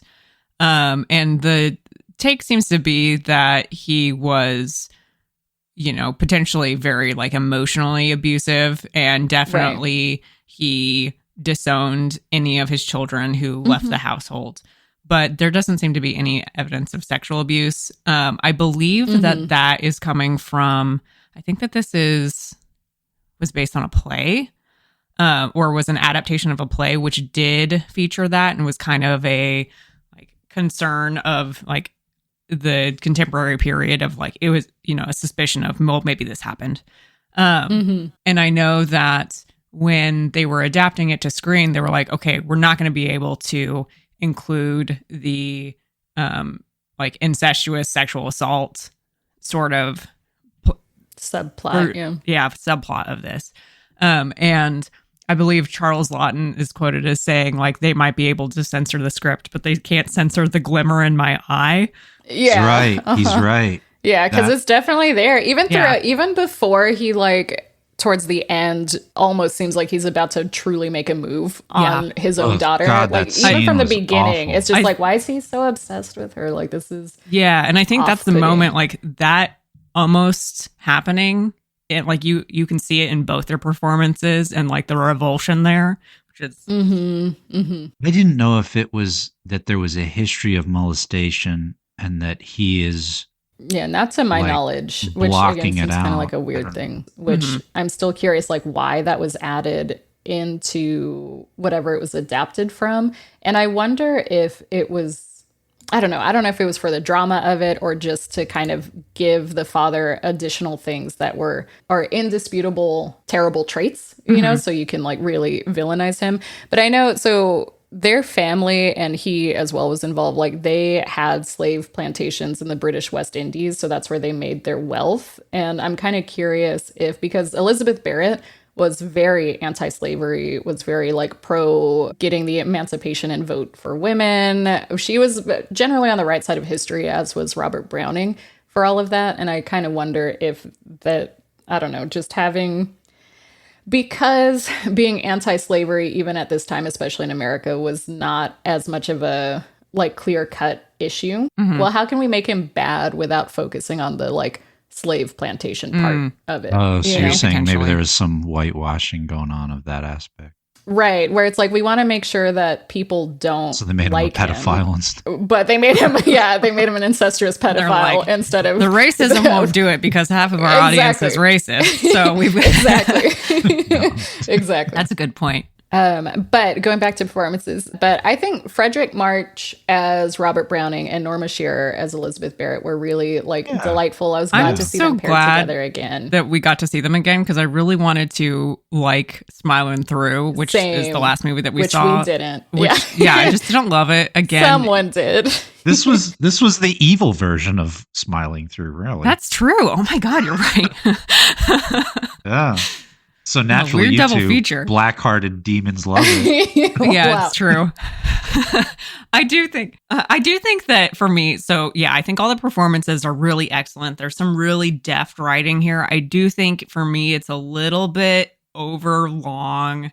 Yeah. I think also in retrospect, I didn't realize this until the end of the movie. I was like, it's kind of weird that neither of their poems features particularly prominently. Like one line from their famous letters to each other. Which is like, isn't this supposed to be all about their? I guess not. I guess it's more on the family drama side. Ultimately, like ultimately, I don't know that it really bothers me, but towards the end of the movie, I was like, hold on a second, it's just odd. Yeah, that is a little bit weird, but yeah, and I don't know. I would have a hard time to even pinpoint like specifically what I was like, you should chop out this scene or chop out that scene or whatever. I don't know that it's that kind of thing, but, and to a certain extent, I'm like, well, maybe it adds to it because it has this, like these long, every scene is so long. Like every scene is 5 minutes long. But there's just a lot of talking. It felt like a theater performance, so I didn't mind it as much because I thought the acting was really strong. So, but I definitely agree it could have been a little shorter.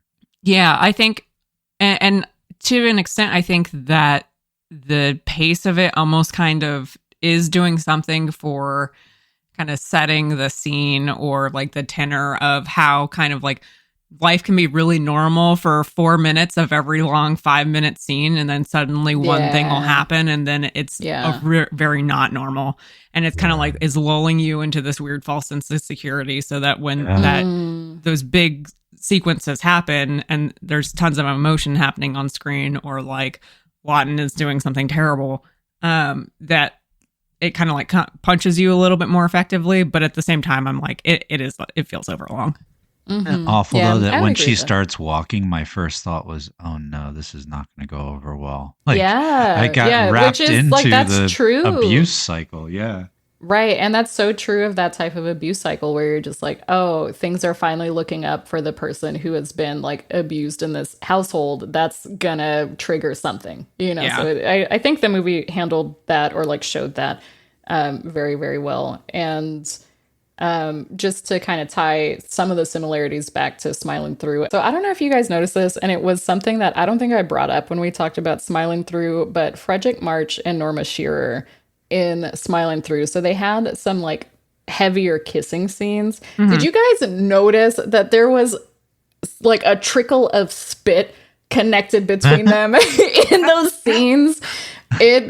I'm guessing you guys did not notice it. No, but I saw it and I was just like, oh my God, you don't think that they're kissing like that passionately or anything in many of these movies because it just kind of looks like smashing faces. But I was like, oh, okay. And apparently read some trivia though that Frederick March, while filming Smiling Through, was like, Norma is like such a perfectionist and she keeps making us like redo the kissing scenes and I just don't understand. And like his sister was like, Frederick, boy, like, sir. I love her. She's great. I'm glad that she was cast in this because to bring it back to also another person that we've mentioned on this podcast, apparently William Randolph Hearst, like his mistress at the time, Marion Davies, like he wanted her to have the role of Elizabeth Barrett Browning, and she was not given the part because Irving Thalberg cast, you know, his wife Norma. His wife. It's gonna be somebody's wife. Yeah, it's gonna be someone's wife, not yours though, or someone's mistress. So after that, like Hearst literally pulled Marion Davies out of her MGM contract, which was very hard to do at this time because these contracts were supposed to be like you own this person essentially, and kept her with Warner Brothers for the rest of her career. And literally for a year after this, Hearst in all of his newspapers, all of his publications, disallowed even mentioning Norma Shearer in any publication. He's so petty. It's really interesting, like to see that shadow hand over the whole production. This was still a time period of robber barons, you know, we're kind of trying to transition out of it. He's the but it's also nice to see them failing, especially when our girl Norma comes out on top. So anytime Norma does well, we're happy. And I'm glad to hear you guys have been giving more thought to Smiling Through it, even if it's just to make fun of it, because I think one day we'll realize that's a good movie. No, my problem. I don't know. It wasn't. We shouldn't spend more time talking about Smiling Through it. We have more movies to talk. Yeah, we're done. I want to argue. Smile through it, audience. We've said our piece. All right, are we ready to go on to the next movie? Yeah. Yes.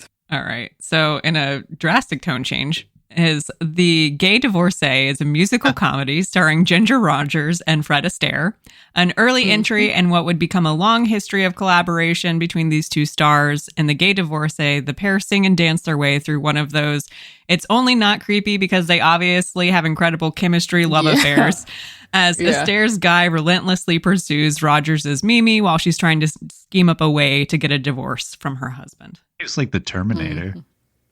Yeah, like straight up stalking this woman. Yeah, I definitely, I was watching this with my partner and roommate, and we were like, this is only okay because they clearly like each other. Right. What? Did she give any signals that she liked him at all? And when I say clearly like each other, I mean from a removed from the narrative. Like, I can see that Ginger Rogers is having a good time, not necessarily that Mimi is having a good time. I think he just wore her down.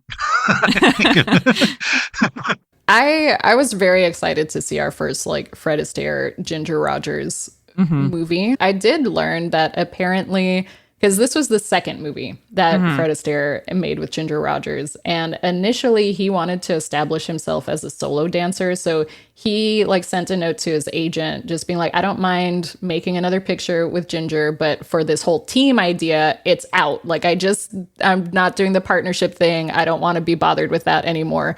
But because of how successful they continued being, as you said, they did 10 movies together. And I literally know them as a pair, like Fred Astaire and Ginger Rogers. Like, they're just are the duo in my head. And I think I can see why. I don't know. Watching them dance was very like charming, very good vibes. They're both very talented. Ginger Rogers doing everything Fred Astaire's doing, but doing it in heels. It kind of made me see what like La La Land was really going back to and like calling back to, was this era of romantic dancing, this musical, especially because I think this is one of the ones too where we're fully out of like grounded musicals now, where the choreography for many of these is just like very bombastic and not real world. Is that please do. I feel like this is the first musical, or one of the first musicals that we've seen that is really kind of coming away from this like musical review or the singer addressing the audience directly. Yeah. And is so much more about like, it is happening within the interiority of the movie, or potentially like within the interiority of the character itself, and is being used like music and musical sequences and dance numbers being used as kind of a more fantastical element, and not just a like, let's pause the movie and have a musical sequence for you, the audience. This is the type of musical that I generally enjoy, where it's like these musical sequences are a little bit more fantastical, or they're representative of whatever emotions or whatever things are going on at the time. But I was really happy to see that in this, and was excited to hopefully see more of that in future musicals. I appreciate this movie's value for all the reasons you're talking about. I don't know though. It's just, this was kind of like, for me, like that stereotypical thing of like, why are they suddenly singing? Why are they suddenly dancing? But I guess if you're into that, musicals, yeah. I mean, for all the reasons you're saying, that makes sense. If you're in for it and you get it and you're inhabiting that world, it makes sense. They're doing it well. It's just that Continental song was something like 16 or 17 minutes long. Yeah, it was long. I was like looking at my phone part of the way through. I hate to say it. So, but if you are into this type of movie, this is like a forefather of it, I should think. So right. Yeah. Looking forward to getting more refined and stuff overall, but I can see that charm, and I can see that kind of, we'll call it musical movie magic. I wrote down just like one funny line in there, because Alice Brady as Hortense, the aunt of like Mimi's character, when she was talking about her various marriages, she had one line in there that was like, I didn't marry in 1929 or 30. That was the year of the crash. Men didn't know if they had money or not, which was like pretty funny, but also like recent, recent for everyone's collective memory. But thought that was funny. She was funny. The friend who was the fail son lawyer of the big time played by Edward was, Everett. I think he was so funny. He was probably my favorite part of the movie. Speaking of side characters, I have a very important question. Do we think that Tonetti, who is like the Italian correspondent, do we think that he's a reference to Maurice Chevalier? Because there's a scene where they're dancing. It's during the Continental. He comes out to the balcony. He plays his little accordion. He sings directly to the audience through the camera. And I'm like, that's my boy Maurice. I hope you're right about that, because that would be really cool. I hope so. Like fully, like everyone I watched it with was like, I think that's Maurice. Italian Maurice. That's interesting. Yeah, Italian Maurice. I did, while watching this movie, I was like, I kind of miss Maurice this year. I'm not going to lie. So I guess he was here in spirit a little bit. This is how he keeps getting away. I do think that this is a kind of getting back to the talking about the evolution of the musical, very odd mismatch of who is doing the music. Like the standout sequence is Night and Day, which is a Cole Porter song, and everything else is not a Cole Porter song. And Cole Porter like goes on to go like do a ton of standards, a ton of musical standards. We're going to hear a lot of his music, and it's kind of interesting to see his stuff just jump so far and away from everything else that is in this movie just instantaneously, which is kind of cool. Yeah, I would agree with that. I liked when they were at the beach and all their funny outfits. I'd like to like go to like a pool party or something and everyone dress up like that for a theme. That would be fun. Nice. I feel like that's a good poignant thought to end this one up. Yeah, okay. Speaking of poignant, this does take us to our next movie, which is actually a movie that we couldn't watch because it is lost to time, except for the fact that it is trapped. I think they've got one copy trapped in the UCLA's film archive that they haven't really remastered or released again. So that's The White Parade. I know nothing about it because I'm going to be honest. I was like, this is a movie out of 11 movies that I don't have to watch. I'm just going to instantly forget about it. That was my same feeling. I was like, I'm watching The Last of Us tonight instead. Yeah. So at some point we're going to have to take a podcast like group trip to UCLA to request a copy of The White Parade to national watch. Treasure. Like, you are the first people in 60 years that have asked to do that. Surely not. There are some real freaks who are like out there want to see every Oscars movie. Who could those be? Yeah. Yeah. If you are one of those freaks and you've seen this movie, feel free to contact us. Yeah, I would love to hear about it. I think it's about a bunch of nurses. I think that's Florence Nightingale, right? Oh, okay. Maybe later we'll do an addendum of here's what I learned about The White Parade, but no, I know nothing other than the fact that it's not viewable. Yep. Name which means me out a little bit, so I was like, I mean, valid. Which is going to bring us to Imitation of Life, which is a melodrama starring Claudette Colbert again as widowed stirrup salesman B. Pullman and Louise Beavers as Delilah Johnson, the black housekeeper who makes the world's best pancakes with whom B goes into business with. Part race drama, part feminist manifesto, Imitation of Life struggles with big questions like how women must be to succeed and the uneven treatment of Black Americans, while simultaneously struggling to shed its own prejudices well enough to tell these stories effectively. That was a really good synopsis. I know I tell you that a lot, Abby, but you kind of help me organize my every thoughts. Time. Thanks. I wrote this in 10 minutes this morning. Your mind is so powerful. Who wants to take a stand? Because this is like kind of a controversial movie to my mind, but I think I know where I land on it personally. I think for me, I think it is failing to do the thing that it wants to do. So for me, it's a big miss. Like it is trying to tell these stories in a way that is like sympathetic and wanting you to see these people as people, but it's also simultaneously like Delilah only gets 20% of the business that she rightfully should have like a huge portion of. And like she doesn't even want that. She's kind of like this mammy stereotype. She even though the movie kind of tries to give her these emotional beats, it feels like it's constantly undercutting her and not actually putting the things that matter to her on screen. Like she has a daughter who is light-skinned enough to be passing, and their relationship should be the core of this movie. But her daughter, I think, has like 4 scenes total in the entire movie. Maybe slightly more than that. But it's just it's all there to serve the Pullman's like business savvy kind of story, and is not really actually about the characters that it should be about. I feel like they don't actually humanize Delilah's character at all. Like they don't respect her as a person. She's really ultimately there just to be a device for the story.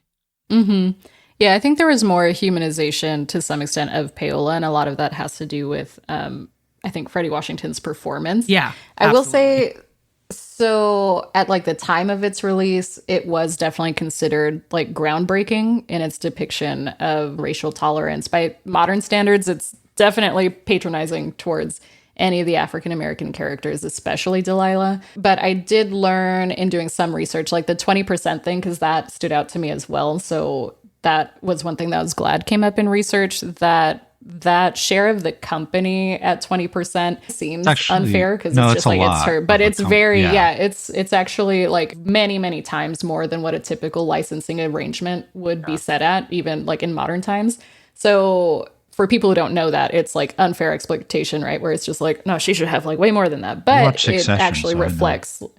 Yeah, I watched Succession, but I did not absorb that part. But it that is meant to reflect that friendship. But her denying it Yeah, is that the scene weird is part, it's like right? it's like when within within my our gates gates. or within our gates, it was like when they would go to the black characters, that scene with the preacher, and they bring him in, they say, "What do you think, preacher, whoever? You don't think it's a good idea for you to vote, do you? I mean, that's above you." It felt like that scene again in a Right. different form. I think not just in terms of like the business equity in terms of who's getting what, but that in combination with the fact that Delilah never gets to be involved in any of this decision making. She is just suddenly her business is being incorporated. Suddenly she is Right. The pancake recipe that she said that she was gonna like keep secret and is like a family thing. Like B. Pullman, Claudette Colbert's character, suddenly like I can monetize this, so we're going into business, and it's not even a conversation of like, would you like to do this? It is we are doing this. So well, she's like a we're property moving at out. that We're point. fixing up this thing. Yeah, like fully. So let's start making pancakes together. Like just a complete lack of agency for Delilah's character really sucks. Yeah, complete lack of agency. And then there are even some scenes like when they eventually move into their, big mansion and they have these lavish parties and stuff. Delilah's never there. And you even see in one scene that as people are getting there, she goes downstairs, right? Yeah. To like the basement where her Did rooms you are and see stuff. that So she's scene like where kind of being hidden. she walks up the stairs? Claudette Claubert, and Delilah walks down the stairs. That was, I don't know if there was that much intention in that, but it was it feels so really significant. powerful. I feel like it was intentional, but at the time that just having that scene and being intentionally showing that kind of difference and it feeling unfair was enough to like already be pushing crazy boundaries. Whereas for us, it's like, no, that sort of thing is like what we want to see highlighted more and like focused on. And especially in this story that is supposed to be set where there's like respect between the two and friendship. Yeah. So this was based on a novel by Fannie Hurst, who she was very, very popular and very significant at the time, but a lot of her work just like ended up not being studied. She's just one of those writers who fell out of favor, not really sure why, but she did champion like a bunch of social causes like African-American equality. She was very pro New Deal, feminism. And I found out that her inspiration for this novel was a road trip that she took with a good friend of hers, which was actually Zora Neale Hurston, who's the African-American writer who wrote Their Eyes Were Watching God. So yeah, was inspired by that and wrote this book. Obviously, there's the dynamic of friendship across like race boundaries and stuff. But I think much of her work also tended to just focus on like working class or middle class women protagonists who were more concerned with like economic type needs and being independent at this time, which is good and important. But it is a shame, I think, that even though it touched on like really important kind of themes of race identity and friendship, that it didn't fully focus on that, because I would have been much more interested in that. Like the concept of passing, right? Like that was very cool to see. I wanted to ask you this about early. that, actually, Sarah. Yeah, definitely as someone who Not to personalize like passes for white. I think now generally the term would be like white presenting, right? Instead of passing, because it's more just like how you're perceived. You're going to have certain benefits and privileges or not. So that very much exists there, but it's not going to be like, oh, it's illegal for you to marry someone sort of thing, right? I wish I knew who wrote it, but there's a short novel called Passing. And it kind of deals with these themes of like two childhood friends, one who passes as white and like goes and makes a whole life for herself, very much like Paola in this movie, Freddie Washington's character does, where she like completely separates herself from her family and her previous life, makes up a fake kind of background and lives in high society as a white woman. And then her childhood friend, who does not pass, who like runs into her, and there's that kind of drama and interaction there. But it touches on things like people, because this was a very real thing, right? That people did to try and better their social situations and just for safety for various reasons. But just things like having the anxiety for them that if they had children, then it might give them away, right? So there's like always this overhanging anxiety that you're going to be found out. So there's so much to kind of unpack, I think, in that world at this time that I really, really wish that we just got more of Paola. But I feel like it was mostly shown in this movie as a way to have that like mother-daughter dynamic where like moms will try and do everything for their children rather than like really following that sort of navigation of self-hatred or having to navigate a world in which you're perceived as something that you're not and having the negative stigma for what you really are. You know, it's a very, very complex sort of thing. And I did like as well that Freddie Washington, she is an African-American actress. She's the light-skinned African-American actress. So I'm so happy that she was cast in this role because usually they would just cast a white actor. Yeah. Yeah. And she's fantastic as well. Like in what so little good, she gets, she is excellent. She is so human in her portrayal in those scenes and very natural. And she was also like just very avid civil rights activist. So she was familiar, right, with this type of decision, obviously, that many people in the community would have to make for people who like could pass as white if they wanted to.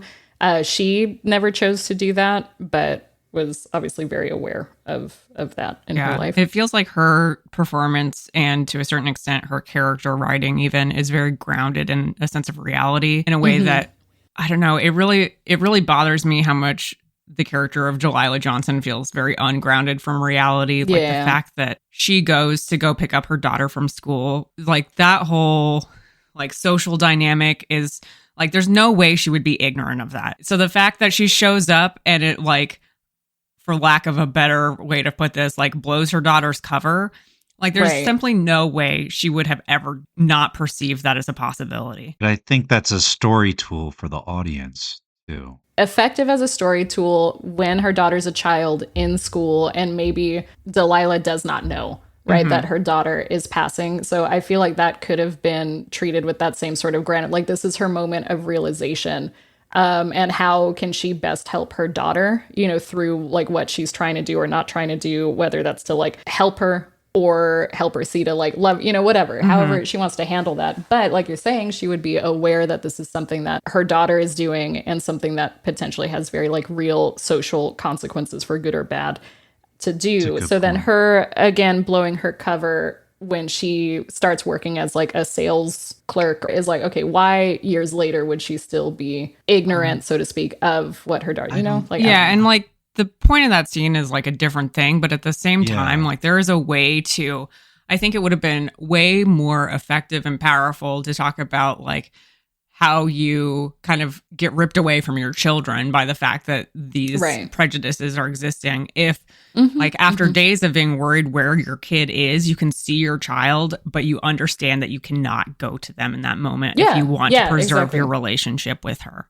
So it's like, there is a moment there to contrast against what happened earlier in the school. And instead they kind of just choose to make, you know, I mean, but that like, makes it sound like Paola was in the right. Like, that's no, I don't think so. But I think that you can achieve that emotional beat without having the character Delilah go in and like do something so fraught and potentially dangerous, right? I think it just ultimately kind of like cheapens Delilah as a character that they choose to do it that way instead of figuring out a way to do that that gives the character more depth than what she's allowed to have. Yeah. So it's really helpful listening to you guys talk about your interpretations of the movie, and you're hitting on things that didn't immediately occur to me too, and helping like expand my perspective. So thank you for that. But I don't know, it's tough because this movie made me think way more than any other movie this year. And I think that it got me a little bit as a white person that doesn't have experience of these types of topics firsthand. Like I can try to understand them in the abstract. But like, even to hear you guys talk about Piola and her character and how it was so well done, like, to me, I wanted to understand more how she could do that to her mother, given that her mother is set up, and this is like the way the story is structured, right? Like, she's set up to be this sainted, ignorant is bliss kind of kindly woman helping everyone around her. And it feels like such a gut punch when, like, even not even to that point at the store, but like when they're back at home and the daughter like won't even look her in the eye, and she's like moving from couch to mirror to what, and she's so wrapped up in her own unsatisfaction. I understand it more when she was a child and like the other kids were calling her names and stuff like that.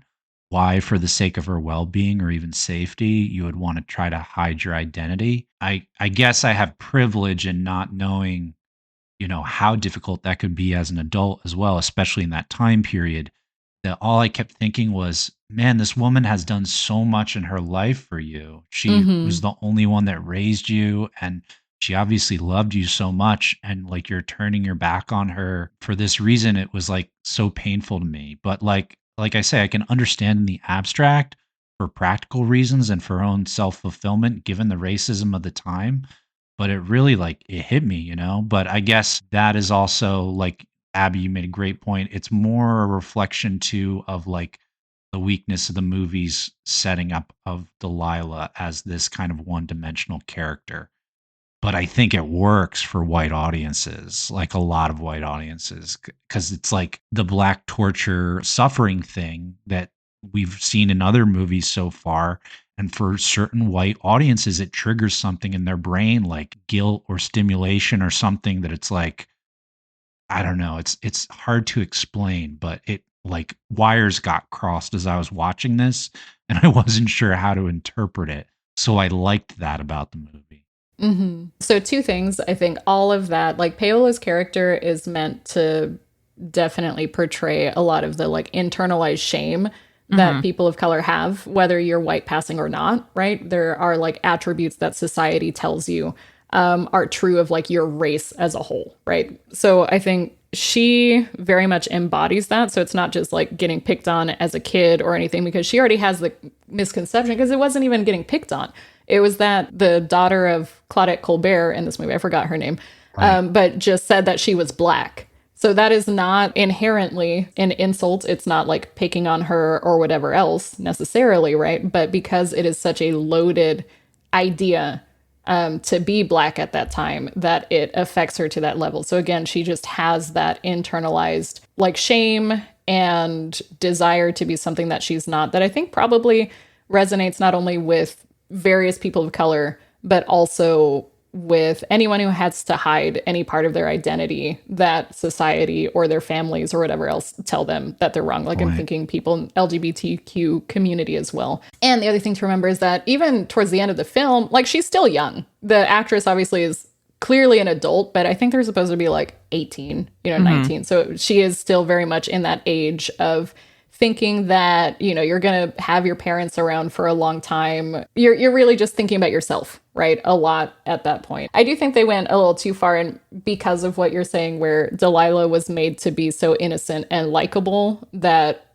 Paola ended up feeling, even though she had very real concerns and kind of realistic problems to navigate through, the movie kind of made her feel heartless because of how she acted with her mother. So again, I think that is more of a handling, though, of Delilah's character. I think that's why I'm able to look at this movie and look at the context and look at what we've seen so far and see what they, I think, were trying to do. Bearing in mind that it's going to be a predominantly white audience and taking account all the things that you guys are saying. And for me, it works overall as a movie that probably did much more good than harm. I'll put it that way. Yeah. And I think, though, at the core of the movie, these two women, like the parallel of just mothers who care for their daughters. The movie, I don't know about the novel, but it focuses much more on just like mothers sacrificing or doing everything for their daughters. Yeah. Like, literally the first line of the movie is the little girl, Claudette Colbert's, what's her daughter's name in this? Jessie or Jenny or Penny or something. Oh, Jessie, you're right, Jessie. Yeah, so the first line of the film is Jessie being like, I want my quack quack in the bath scene. And literally the ending line of the film is Claudette Colbert reflecting on how the day that Delilah came, that like all Jessie was wanting was her little duck from the bath. And the last line of the movie is literally her telling her like, yeah, I want my quack quack. So it's literally just bookended by Claudette Colbert's love for her daughter. But kind of on that note, girl, like Jessie being in love with Lady for a Day guy and just like ruining her mother's happy relationship. Like, send that girl back to school. Out. Send her to school. Grow up. Let's Jessie. be honest, though. Grow up. How would you come back from that in a family dynamic? I know. Like, she wasn't. Yeah. The family dynamic would be off for sure. I was like, yes.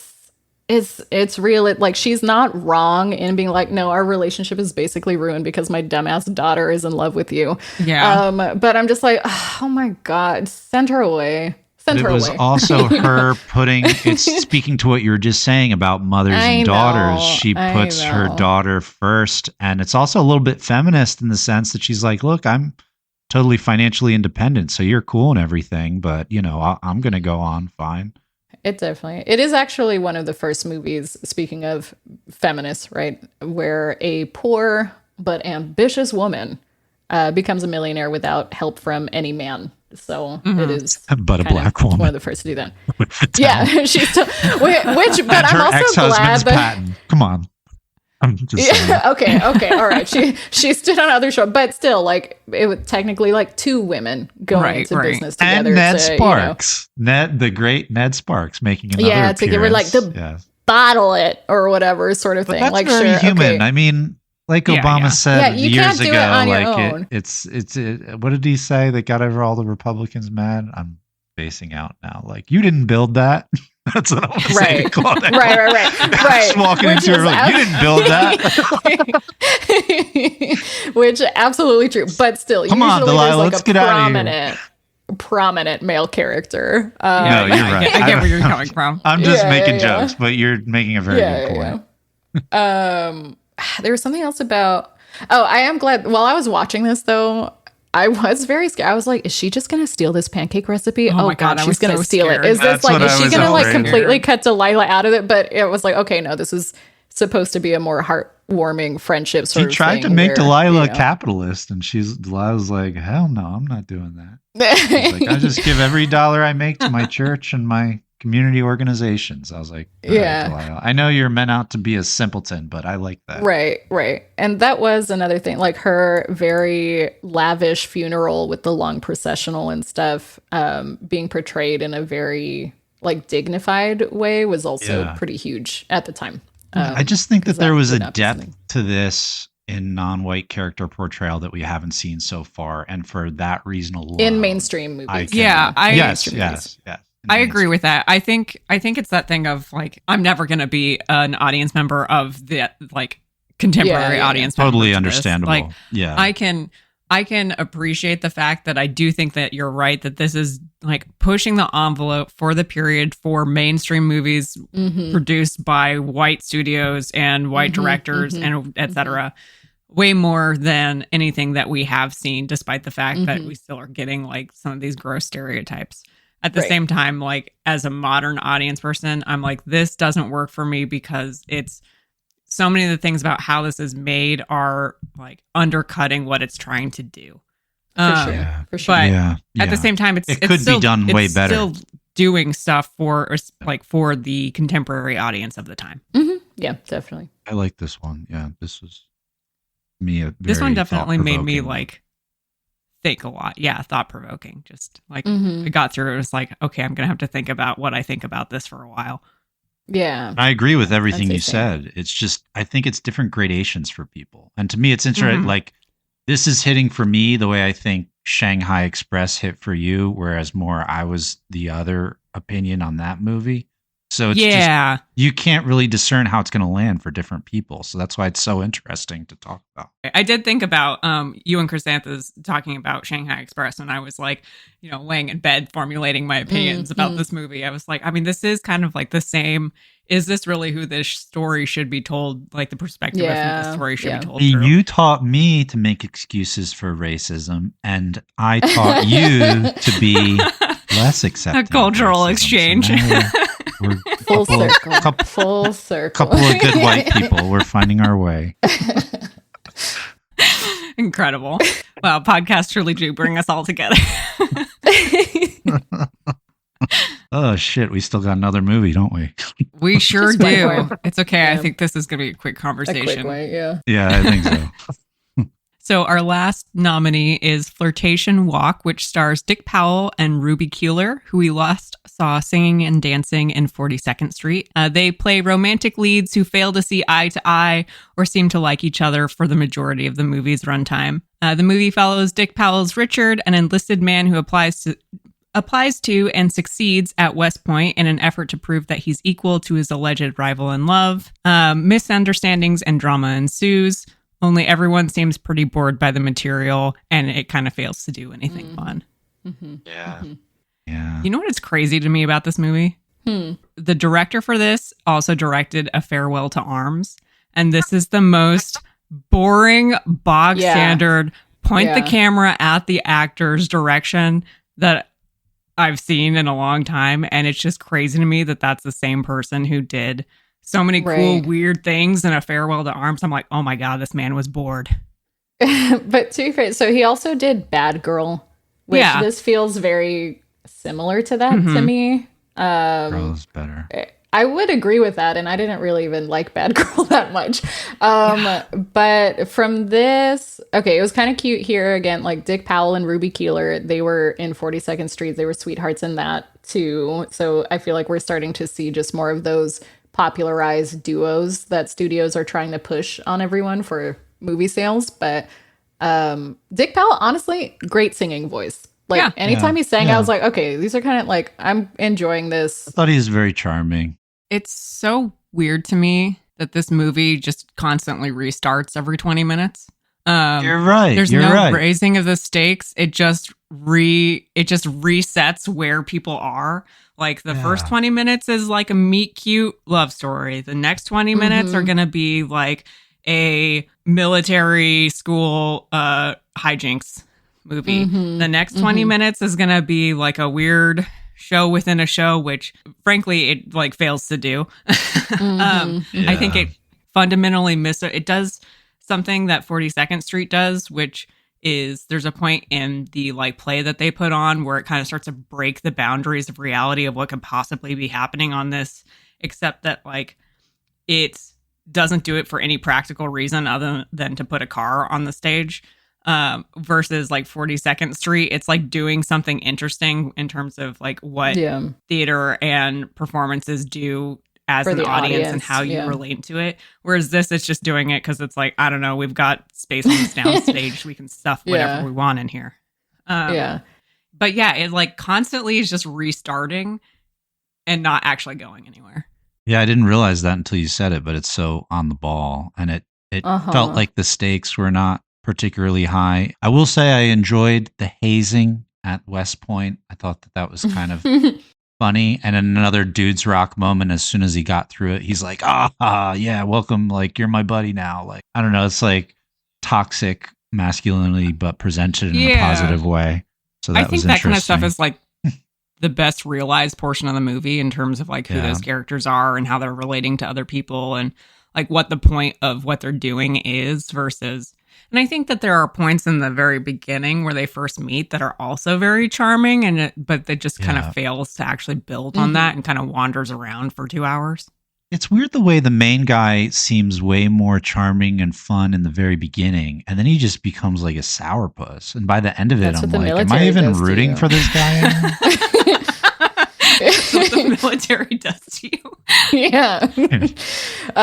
It did feel like another like dudes rock join the military sort of movie. So it was weird to see two of those this year. Much less fun. Less fun. They were really fucking up their anti-airfield drills at Pearl Harbor, so we know who to blame. Yeah. Oh no. Wow. Yeah. This is the officer corps class that was in charge of the defense. Now we know they were all just fucking around. They're busy doing fucking musicals. That was.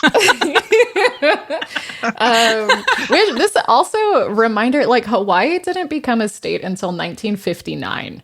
So that's 25 years after this movie came out. It did feel very like otherworldly there. Like I like that scene with the luau. That felt authentic. I assume they just went to a bunch of Hawaiian people and were like, let's do it. Hey, you want to do it? Yeah. I hope that's what happened and it's not all white people and Hawaiian face. I hope so. I will say I found out some sad trivia about this, so prepare for Sarah brings Debbie Downer. Yeah, I know. I'm so sorry, but it's because so how many horses died in this movie? I know, I'm so sorry. Okay, so Dick Powell, when he goes to West Point, his roommate Oski, I thought was so charming. Like he had such handsome. A good vibe. He was like handsome, fun. It kind of reminded me of Robert Montgomery in The Divorcee. Oh, sure. Where, he just kind of like lights up the screen a little bit. He's having a good time. You can tell he's having a good time in this movie. But he was a Nazi. No, did he die tragically? Yeah, he did. So he literally 3 years after this movie committed suicide, but it was just kind of like a tragic life, where he, I think, was mostly closeted, and he had some like strained marriage, largely because of his trysts with men, because he couldn't live his life openly, and so his wife committed suicide, and that kind of broke him.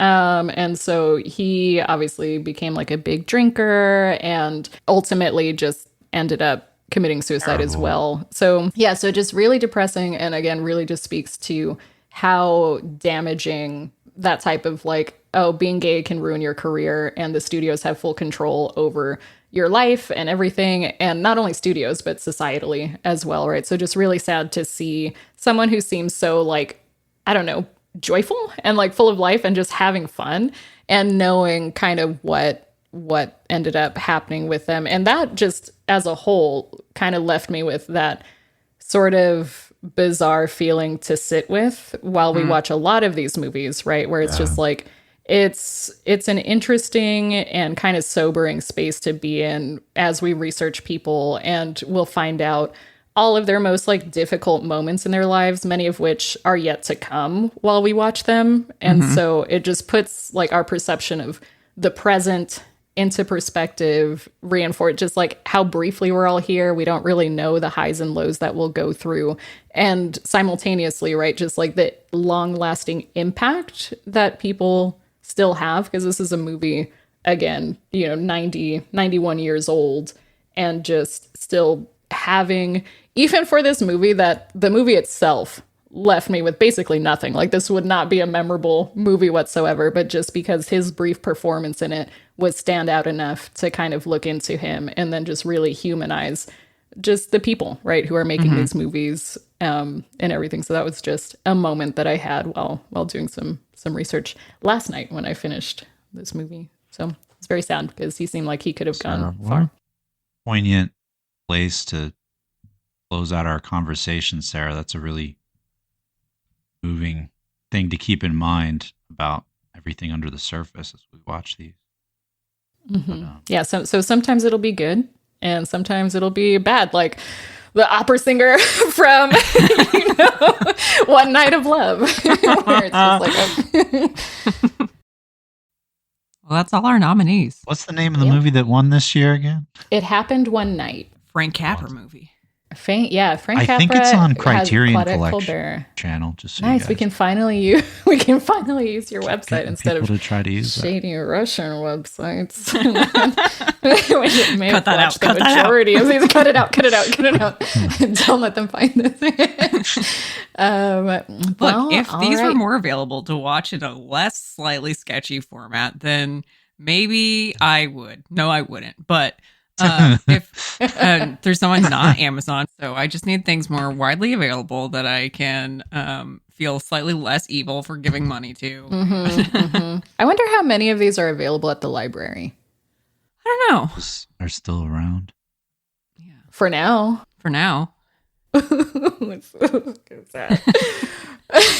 Everything's fine. We're doing okay. We're playing the music while the boat sinks, guys. Hope you're enjoying it. Yeah. Well, guys, we will talk with you again momentarily for you, but for us, we're going to sit down now and watch.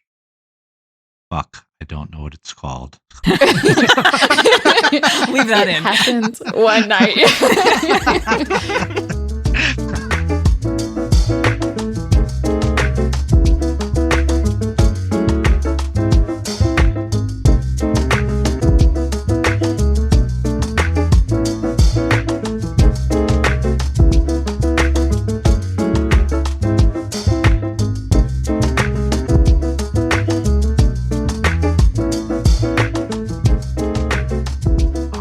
Folks, we are back from our viewing of It Happened One Night, the Frank Capra classic, his first Oscar win for Best Picture, 1934. And I'm going to, like always, give a little overview of what happened in the movie for those of you that didn't have a chance to see it. Although, as always, encourage you to take a look. This one's easier to find than some of the other ones we've watched. But It Happened One Night opens up on a young woman, Ellie. She is living in sort of a gilded cage at this point on her father's yacht. Her father is a wealthy Wall Street guy, and they are off the coast of Miami down in Florida, and her father has her cooped up in a room on the yacht with a scared yacht staff outside the door trying to do everything they can to keep her calm because she is trying to get out of there and get up north so that she can follow through on her marriage with a gentleman that she met recently against her father's reservations. Her father isn't necessarily being cruel about his disapproval of the decision. We're just led to believe that he has struggled at different intervals through his daughter's life in helping her to make decisions and steering her in the right direction while also kind of shielding her in her privilege from the world. So that's kind of setting the scene. It's a little comedic, and it kind of blows up with her finagling her way out of the room and actually jumping off of the boat, off of the yacht, and somehow evading the father and all his staff so that she can get back to shore. Then also in Miami or thereabouts, we have Peter, who is a experienced journalist. He is in a phone booth, very drunk, surrounded by a bunch of his rowdy, drunken friends. And having a very heated discussion with his boss up in New York at the newspaper that he works for. Apparently, he has made one too many mistakes, and his boss has had it. He fires him over the phone, and Peter, not wanting to disappoint all of his supporters, indicates that he actually quit, and then he hops a bus to get back to New York. But he's obviously a charismatic guy. As soon as he gets on the bus, he gets into an argument with the bus attendant, but manages to outsmart him to the applause of everyone else on the bus. And it just so happens that on this bus is also Ellie, the woman who just escaped her father. So they find themselves next to each other on the bus, very different characters, but this is their introduction. They kind of journey up to New York together, initially parallel to each other. They keep kind of serendipitously getting placed next to each other, but before long, Peter gets clued into the fact of who Ellie is, because Ellie's father, being so wealthy, is very famous. He has a lot of influence in the media, and he's put out a search call for all media and private detectives and basically everyone else he gets its hand on to find his daughter before she can get back to New York and make what he thinks is a mistake in marrying this gentleman. So when Peter realizes this, he realizes this looks like a good opportunity for a story. So he starts kind of ingratiating himself with her. Meanwhile, he's cluing in his paper that he used to work for, that he has a good story that's going to make front page news for everybody. But as they spend more and more time together, they really develop a unique dynamic wherein Peter is a little bit kind of rude and dismissive and infantilizing toward Ellie, certainly. But also it becomes clear he has kind of resentment toward her privilege, and she really has lived a very sheltered life up to this point. She just doesn't have a lot of experience. Peter starts to develop sympathy for her. She starts to appreciate some of his, practical skills and wits, and they keep getting thrust into all these different scenarios. They have to spend the night together in a hotel, during which time Peter is teasing her, but he also puts up a curtain wall between their two beds because we are in the Hays Code, so it's of course two beds. He's not going to take advantage of her. He's just trying to get her up to New York. But as time progresses, they grow closer. They're evading, detectives. They spend the night out in the sticks in a hay pile, and it gets very close to them getting physical, but they ultimately pull back. But as they draw closer and closer to New York, and the reality of what's going to happen starts to set in, Ellie realizes she really has developed feelings for Peter. And one night, as they're in a hotel, only 3 hours from New York, she asks him, why haven't you settled down with a woman? You could be really happy. And he goes off on this tangent that he just can't find anyone that he could, live simply with on a beach somewhere in the Pacific, just kind of living the simple life. And Ellie realizes in that moment, he is kind of the escape that in many ways she's been looking for her whole life. So she comes around the curtain in that hotel room, throws herself at the bed and says, I love you. I want to go off with you. Let's just throw caution to the wind and live our dream together. And in that moment, whether out of reservation or reluctance or a sense of pride, and I think we'll talk more about that, Peter says no and kind of brushes her off, and she's kind of shattered by that and goes back to her side of the curtain and cries herself to sleep. Well, we see a little bit later, Peter is up at night. He hasn't been able to sleep. He goes off. We're not quite sure where, but he leaves. Turns out he drives right up to New York to his old newspaper office, gives his former boss the full story of what actually happened about their journey together and how they fell for each other, and says to his boss, I'll give you this story. It's going to be front page news. All you have to give me is $1,000.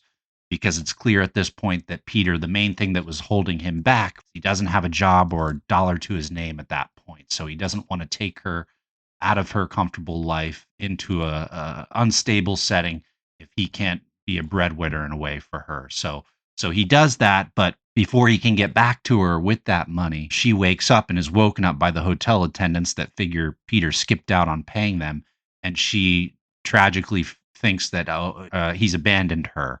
So this is right around the time that her father and her prospective husband, they reconcile up in New York, and they decide to join forces, and they do find her, and they go down with a police escort, and they get her just outside of Philadelphia, and they pass on the road, their police escort, Peter coming back with the $1,000 to sweep her off her feet and go off and start a new chapter together. So we're tragically left with this circumstance, this misunderstanding on Ellie's part that Peter has abandoned her, and later she's led to believe that he was really just in it for the money, which really hardens her heart. So she opts to move forward with the wedding. All is looking like, it's kind of returning to status quo. At least her father is now supportive at this point of the wedding. But what happens is Peter actually goes to the father. The father the whole time had been putting out ads, $10,000 for information about my daughter to deliver my daughter back. Peter goes to her father and just gives him a small itemized list for $39.95, whatever it was, of items that he spent in returning her back to him. And so he says, I don't want your prize money, all your money. And this kind of clicks something in Ellie's father's brain. He realizes, this Peter fellow, there might be more to him than meets the eye, and he does at least have principles. And he finally asks her, because his daughter had by this point told him that she had fallen in love with Peter during their journey before her hopes were dashed. He asks Peter straight out, do you love my daughter? And Peter says, anybody would be crazy to love your daughter, but yes, I do, and don't hold it against me. And he walks out, sees Ellie as she's partying in their mansion. They have a short, kind of uncomfortable and brutal exchange, and they walk off. We're left to believe that it'll never be resolved. Ellie will never understand what Peter truly felt for her, and Peter, in turn, will never have the opportunity to follow through on what might have been. And so we jump ahead now to the wedding. And just as she's walking down the aisle with her father, who she had pushed away when he tried to talk to her about this earlier. Her father says, Peter never was in it for the money. He really loved you too. He came and he told me in the office that one day, you shouldn't marry this guy, King, that you really don't love.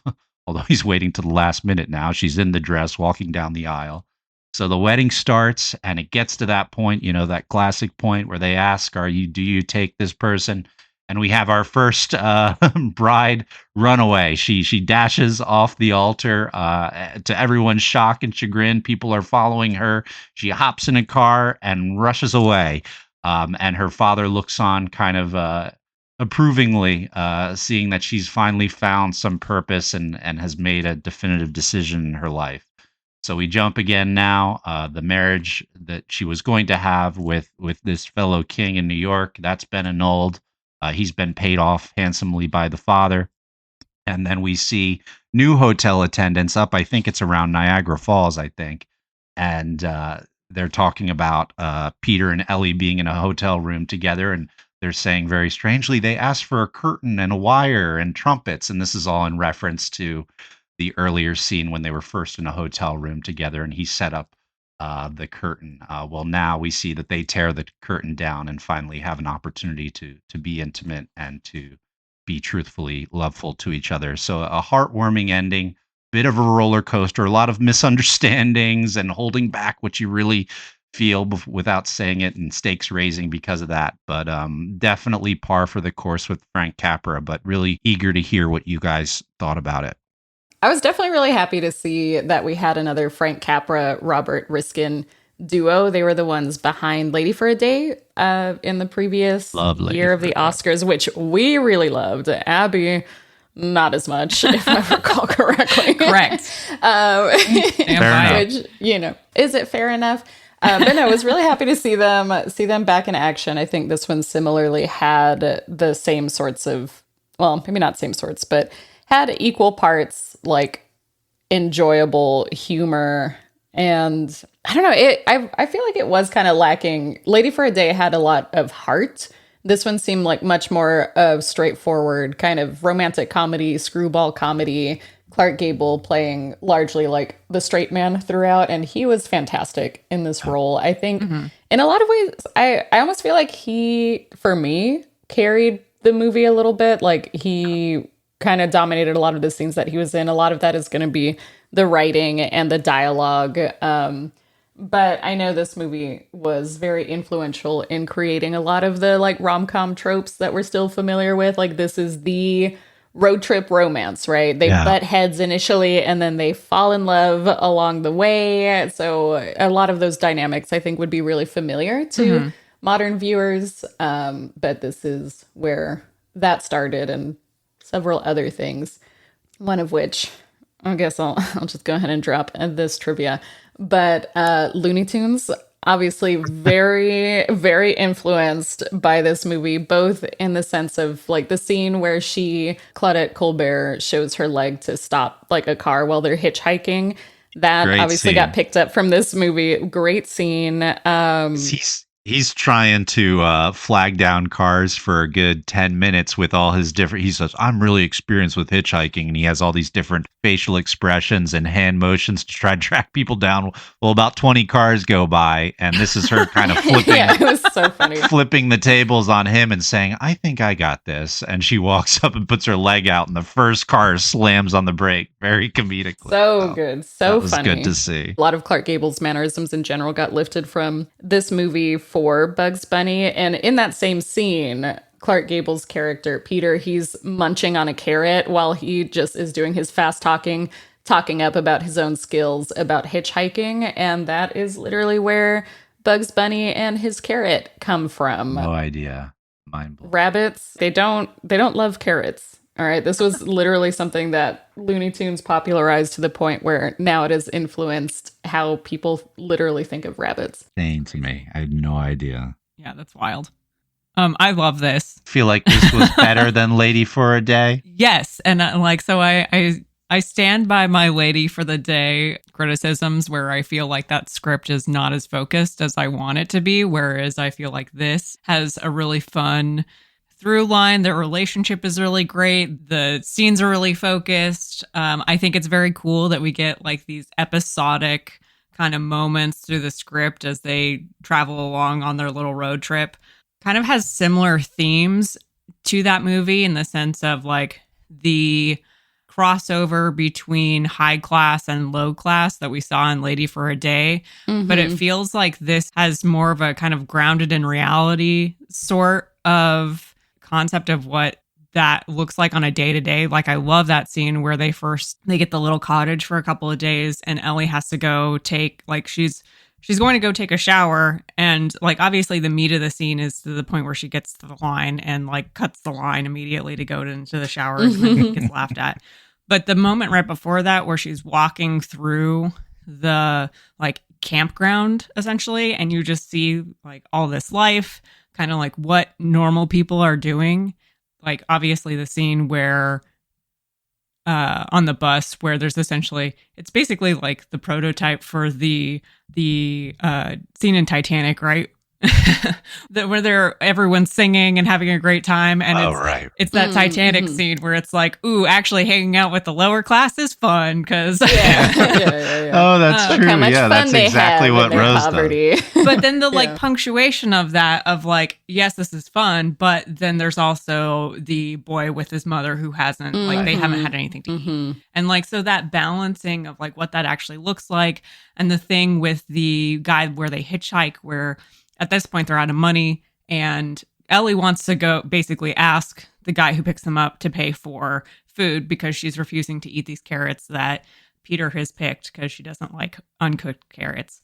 And he gets really mad at her. And the fact that it is not explicitly spelled out, but it is clearly because of the fact that at this point, she is refusing to like eat carrots. She's refusing to call her dad for money, but she's willing to put a guy who has done allegedly a nice thing for them out of a couple extra bucks. Like that's exploitive, and she doesn't need to do that. And it makes him so angry.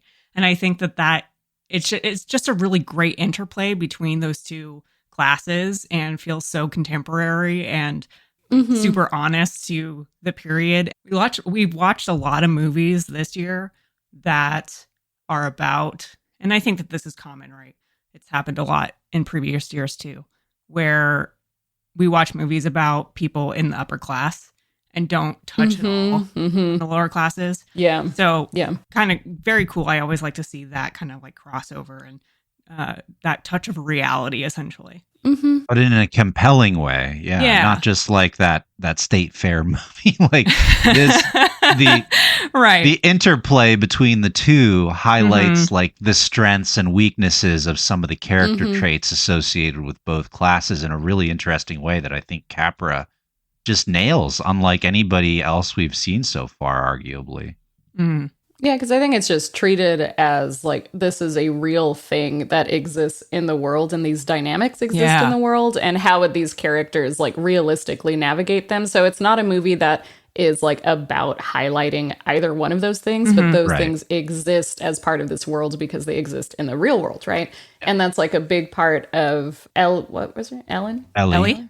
I was like, Claudette Colbert. You've seen a lot of her this year. Like that's a big part of Ellie's character, is just like how out of touch she is with what everyday life is for people who are not wealthy. And it doesn't come from a malicious place, as you know, we see in a lot of other movies, but it still is, regardless of where it comes from, very frustrating, as you're saying, that like Peter is consistently frustrated by. But also, even off the bat, you know, Jakey said infantilizing, but I would say also just like somewhat protective of her, because he clocks immediately how out of touch she was with how these sorts of situations need to be navigated carefully, and she does not have bus driver wait for me knowledge. Bus driver would wait. I'm gonna be a little bit late. Yeah, can you just hold the bus for me? And he's like, yeah, sure. And she's like, okay. You know, and it's just like, no, girl, that's not how this works. It's a banana, Michael. Behind. How much could it cost? $9? Exactly. So I loved that dynamic. And I do agree this was like a much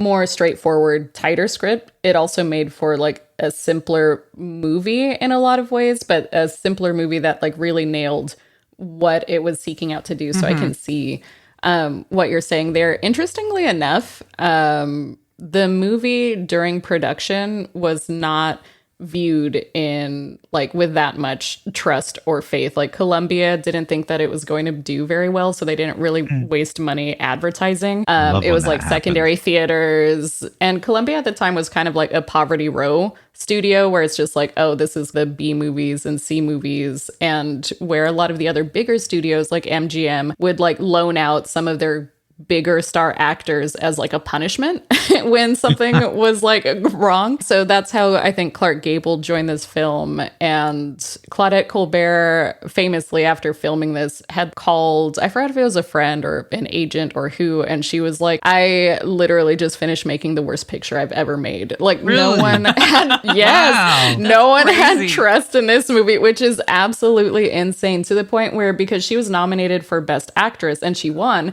but this was the movie she was nominated for. Obviously, she was in several of the ones we watched this year, and she did not show up to the Oscars initially because she was just like, no, like, don't have faith in this movie, don't really care. But when she won, she literally had to like travel from the train station that she was at to like go accept her award really quickly. A little bit like her in this movie, just a little chaotic, exactly, chaotic just a little chaotic, a little out of touch, but I don't know. And at this point, you know, Frank Capra obviously had not proved himself to the level that we're familiar with him today or anything. He was very young, but was just so funny to see that this not only outperformed expectations from like a box office standpoint, but it swept the awards. It won every award that it was nominated for. So not only Best Picture, it was Best Director, Best Actor, Best Actress, and Best Adapted Screenplay. Like, it won all of it. It was the first movie to sweep the Oscars. So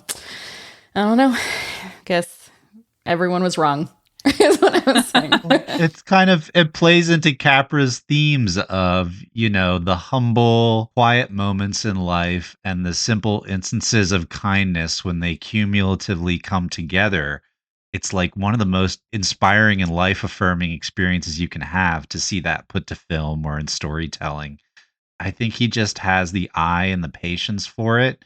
You know, other movies would think that they need to have like more drama, I think, in some cases, whereas this is very much just about this dynamic between these two people. And a lot of it is as you said, Gable's charisma, but Claudette is giving it right back to him. Yeah. And there's plenty of other interesting side characters, and it just really leaves you walking away with, you know, love does conquer all sometimes, you know, and like it's easy to forget that, you know, in such cynical times. So I enjoyed that aspect. But I also like that you called out when I said it seemed like he was infantilizing her early on, because I think by that point in the story, I wasn't as positive if when he called her brat or whatever other little teases he would do, whether that was more gendered, but I think it was more class based. And that becomes clear as Abby was saying about how class is so central to this and central to his sense of his own identity in taking care of yourself, but also showing kindness to other people in need. You know, he's very principled, which the father appreciates. Right. Both class-based and gendered to some extent, right? Because she is a wealthy woman, she's just been very like sheltered and taken care of away from these things, because she doesn't have to become the type of wealthy person who becomes a mogul and like manipulates people, right? Who is like very savvy in how to use people. She's just almost innocent in a way, right? Because she's been sheltered from a lot of that. But I like that you kind of pick up on, we'll call it, Frank Capra's focusing on those little moments of magic and how this movie really executed on those things, because I did find like a quote from an interview from Frank Capra when he was talking about this movie specifically and like how it got made. And I'm just going to quote it because I think it just is basically what he said. So he said, "We made the picture really quickly. 4 weeks. We stumbled through it. We laughed our way through it. And this goes to show you how much luck and timing and being in the right place at the right time means in show business. How sometimes no preparation at all is better than all the preparation in the world. Sometimes you need great preparation, but you can never outguess this thing called creativity. It happens in the strangest places and under the strangest of circumstances." So, yeah. That's really funny, because I think like, and so true, because I think the strength of this movie is kind of setting up the camera and letting people in front of it kind of do their thing. So true. There's such a sense of patience, of kind of allowing these like actors to perform and the scenes to kind of develop and breathe without feeling like it's just pressure of like the script or the camera or whatever, like making this stuff happen. I don't know that I really want to say like natural in terms of acting, because like usually when you say natural acting, that means like a totally different thing, right? But there's a real sense of like just kind of allowing things to develop and happen, and a sense of fun. Well, how about that scene just talking about letting actors do their thing, where they're in that hotel room early on and the private detectives come and they have to think really quickly on their feet. So he messes up her hair, gives her a hairbrush, and he makes himself look disheveled. And they both take on these Southern accents and pretend like they're this fighting couple. And then they rev each other up in front of the private detectives to where she's bawling. And he's like, "Now look what you made me do." And the detectives are like, sorry, sir. We didn't mean to cause a fight. Awkward, And as soon as they leave, they're laughing, cracking up together, and it really shows their chemistry. And I mean, they had clicked at different points before then, but it was really like, okay, there's something here between us. But it was maybe part of that is because Capra just kind of let them have fun, because it was a fun scene. And then somebody knocks a little later and they think that it's the detectives come back, and she immediately starts screaming, crying again. It's a really great. That was so funny. We were all laughing. It's fun too, because it's like that's like their first moment of real collaboration, right? Instead of being kind of like combative, that's the first time that they actually are like on the same page, doing the same thing, kind of turning all the like arrows that they've been pointing at each other outward to other people. It's very funny. Right. It's so funny. And importantly for them, I think the realization probably for his character as well is that like he didn't have time to explain. This was not planned, right? It was his plan in his head, but she was like savvy enough to pick up on what was going on and ran with it. Yeah, because while she was sheltered, she wasn't a Dumbo, you know. She was somebody who was longing for meaning in her life, and it just so happened that they met at the right time to find that together. Hopefully, we're left to believe. I would have liked to. This was a gripe I mentioned at the end. We're kind of just left with the silhouette of them in the hotel room almost. I'm like, I wanted to see them reconcile and have the hugging kiss, but you want to see her running through the airport to catch him at the give me some fan service, you know, but it's okay. Crazy. We don't see them kiss. Like ever in this movie. Wild. And it's kind of interesting that there are 2 points, I guess, ultimately in the movie where the big scenes, what are usually big scenes in movies, happen off screen. So both that reconciliation and clearing up the misunderstanding, but also earlier when that guy like steals the suitcase and drives off, and then Clark Gable runs to catch him down. And then we just see him eventually come back, and he's like, gave him a black eye, tied him to a tree, but we saw none of it. I was like, is that guy alive? It's like, did he just murder someone? He's like, stop asking questions about him. It's over. We're moving on. It's like, okay. But definitely very, very enjoyable. Lots of good moments and lots of moments that I think really set up other movies in similar genres. Yeah, absolutely. Yeah, that was a great point you made about this being the 4 or 5. I know we said with Seventh Heaven early on, if listeners will remember the first episode, that felt like kind of a protogenitor of rom-coms. Well, this really, like, you'll watch it and you'll be seeing the story beats, but not in a way that feels rote, but in a way that you really appreciate, because this is foundational.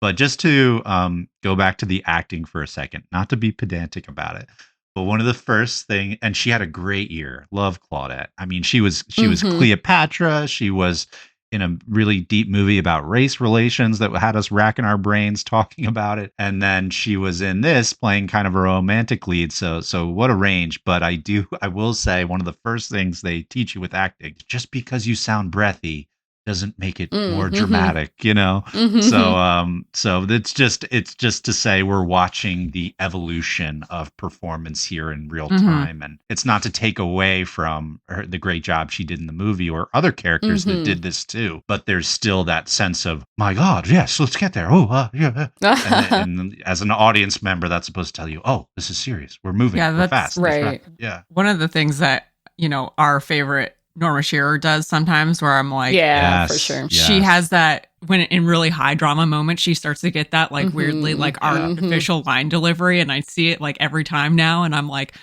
oh, Norma, pull it back. Pull it back. You were doing so well. I think that's why not to again bring back Smiling Through. I don't know why it keeps going up in this episode, but that was definitely her performance in that, because there were so many of those high dramatic moments. I was like, oh, Norma, no, come back to us. So I was happy this year to see her with something that didn't have quite as much of that, because I think she's still definitely like my favorite. But great point to bring up, Jake, I think. Yeah, for sure. I'm just trying to pay attention to those little things. And you know who was the best one who never did that? Paul Mooney, still so far.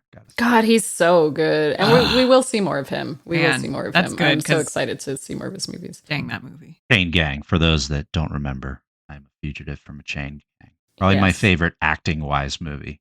I'm going to take a controversial stance here, though, and say, while I really liked this movie a lot, I did like Lady for a Day a little bit more, and I kind of did too, but that's because we like really good movies.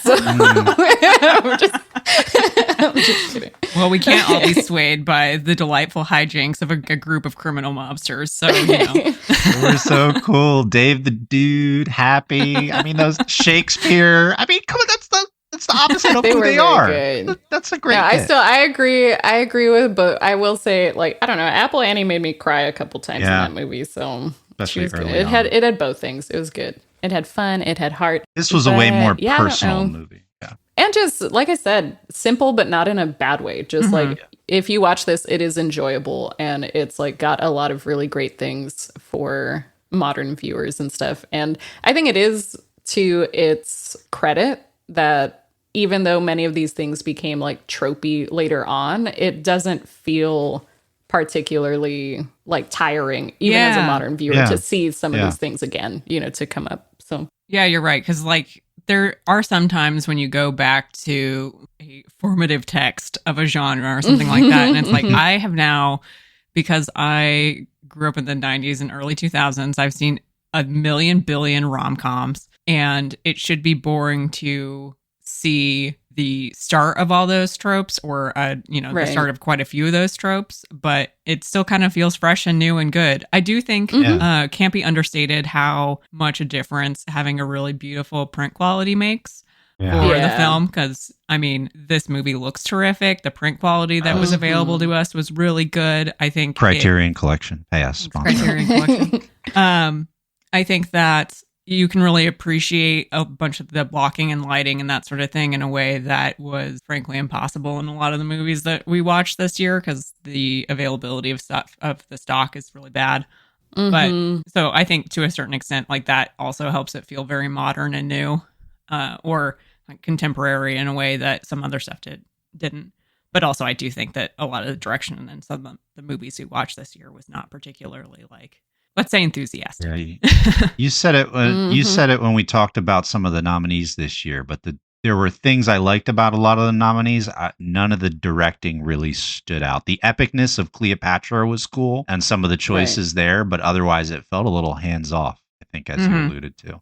Yeah. Which in this case was pretty good. Not to say Capra was totally hands off, but like you said, he let them play. Yeah, I think that this is the difference of like hands off from boredom, and like this is very intentional, like very intentional and composed. It still is like feels natural and is not like, it's not the spectacle movie that DeMille's making with Cleopatra, right? But it still has very like, there's a reason that the camera is where it is. There's a reason that the cuts are where they are. There's a reason actors are in the frame where they are at, versus just, I don't know, I'm going to plunk a camera here because this is where we need the coverage. Yeah. But yeah, I was also going to say, first time seeing Clark Gable in an extended circumstance, really good actor, definitely. He's so good and so charming. Well, y'all, of the movies. Oh, geez, I forgot about this question. I know, yeah, it's an important question. Of the ones we watched, which ones would we recommend that people go back to make time for? My recommendations would be The Thin Man. I'm going to be honest, that was probably my favorite of the year. I would also recommend Here Comes the Navy to watch with you and your boys. Have a few brewskis, just dudes rock kind of night. Fast Cleopatra was blackface. Sans blackface. Cleopatra, very spectacle heavy. I thought it was cool if you like history. The Barretts of Wimpole Street. I like that a lot. Charles Lawton and our girl. Oh my God. Norma? Norma? Oh my God. Oh my God. I'm so sorry. There's a lot of information in my brain right now. Their dynamic in that movie is great, and it's really kind of disturbing. So that felt very modern. Imitation of Life, I really enjoyed that. Actually, it made me think hard and made me feel conflicted, and I did think it was head and shoulders above most portrayals of non-white characters. Still have a lot of work to do, but interesting to see that. And I would recommend this one. It happened one night. It's a fun, heartwarming movie, life affirming. Like I said, it's easy to forget these days, but love sometimes and oftentimes does win out. Love triumphs, as the newspaper article said in that movie. Just about the wrong people. Yeah. I'm going to say The Thin Man, Cleopatra, Imitation of Life, because I think that the context is like interesting if you want to know cinema, and It Happened One Night. I feel like there's a decent amount of overlap, because I'd also say The Thin Man, very enjoyable. I think also Cleopatra, with a slightly less strong recommendation, because it just really depends what you're into when you're watching film. I would say Barretts of Wimpole Street if you just either like period pieces, if you're interested in those literary figures, or if you just kind of want to see. It's very heavy talking, but Lawton's performance, Norma Shearer's performance, like it was all very good. So especially, again, if you like period pieces. Imitation of Life, I would say if you are interested in seeing, we'll call it those small steps for better representation in movies, which were large steps at the time, to be fair. And I think there were just parts of that narrative and parts of that story apart from that were pretty solid. And then It Happened One Night also was enjoyable. And then with The Gay Divorcee, I was wondering if anybody was going to say that. Watch Night and Day, the Night and Day sequence on YouTube. That's what I was gonna. Yeah, I was gonna say watch some of the dance sequence, particularly Night and Day, but the movie as a whole, like you don't have to go make time for. Yeah, I agree. I had a lot of fun like watching it in a group and being like, I know that song. Oh my gosh, this is where this comes from. But like so much of what is great about that movie is the dancing, and you don't need to sit through 2 hours to do that. Yes, agree. Also want to say, if you're an angsty young man with doubts about the world and frustrations and you don't know who to blame, please do not watch The House of Rothschild.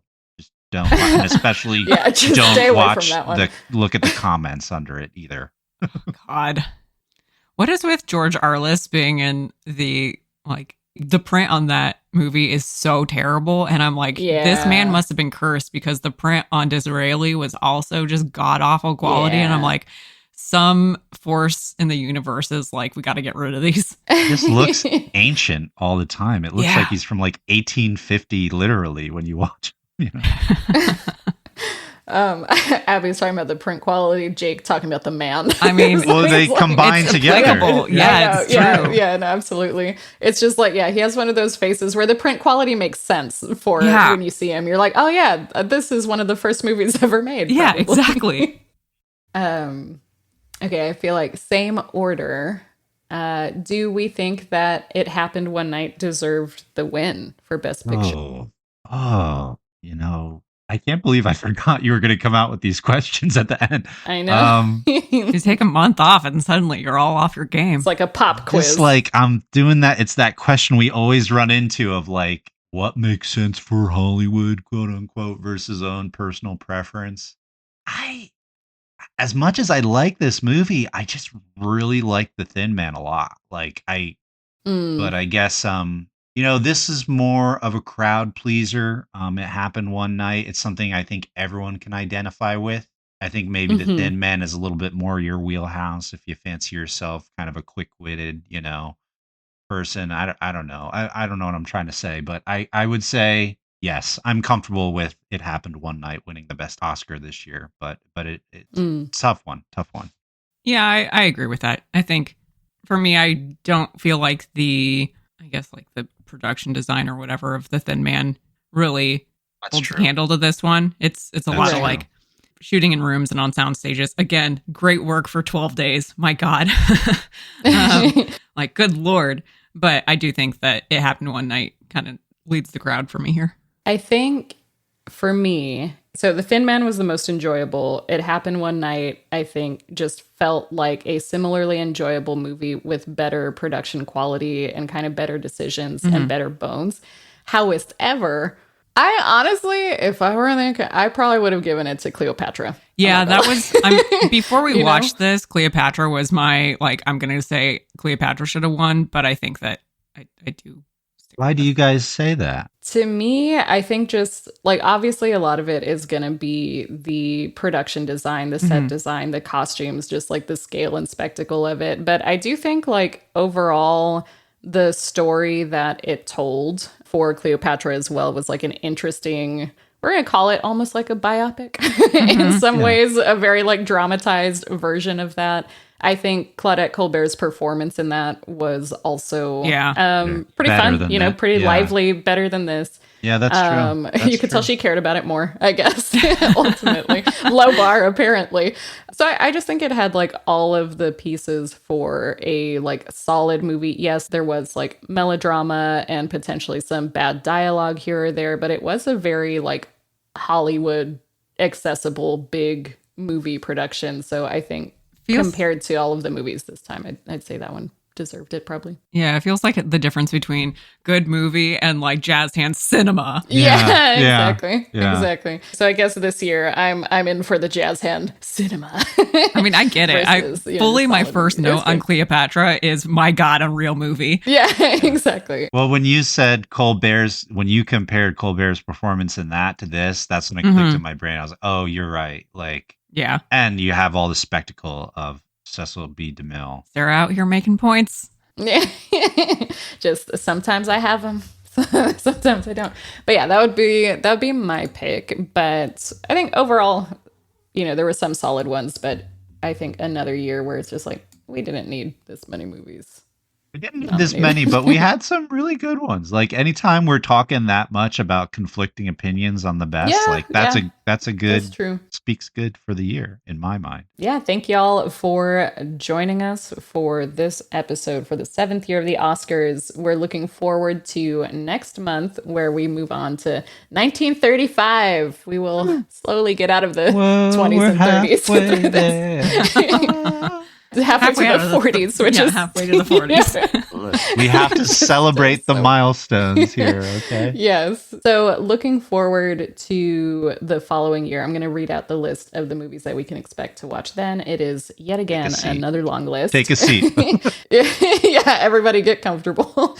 So we have Alice Adams, Broadway Melody of 1936. Oh boy. So is this a remake?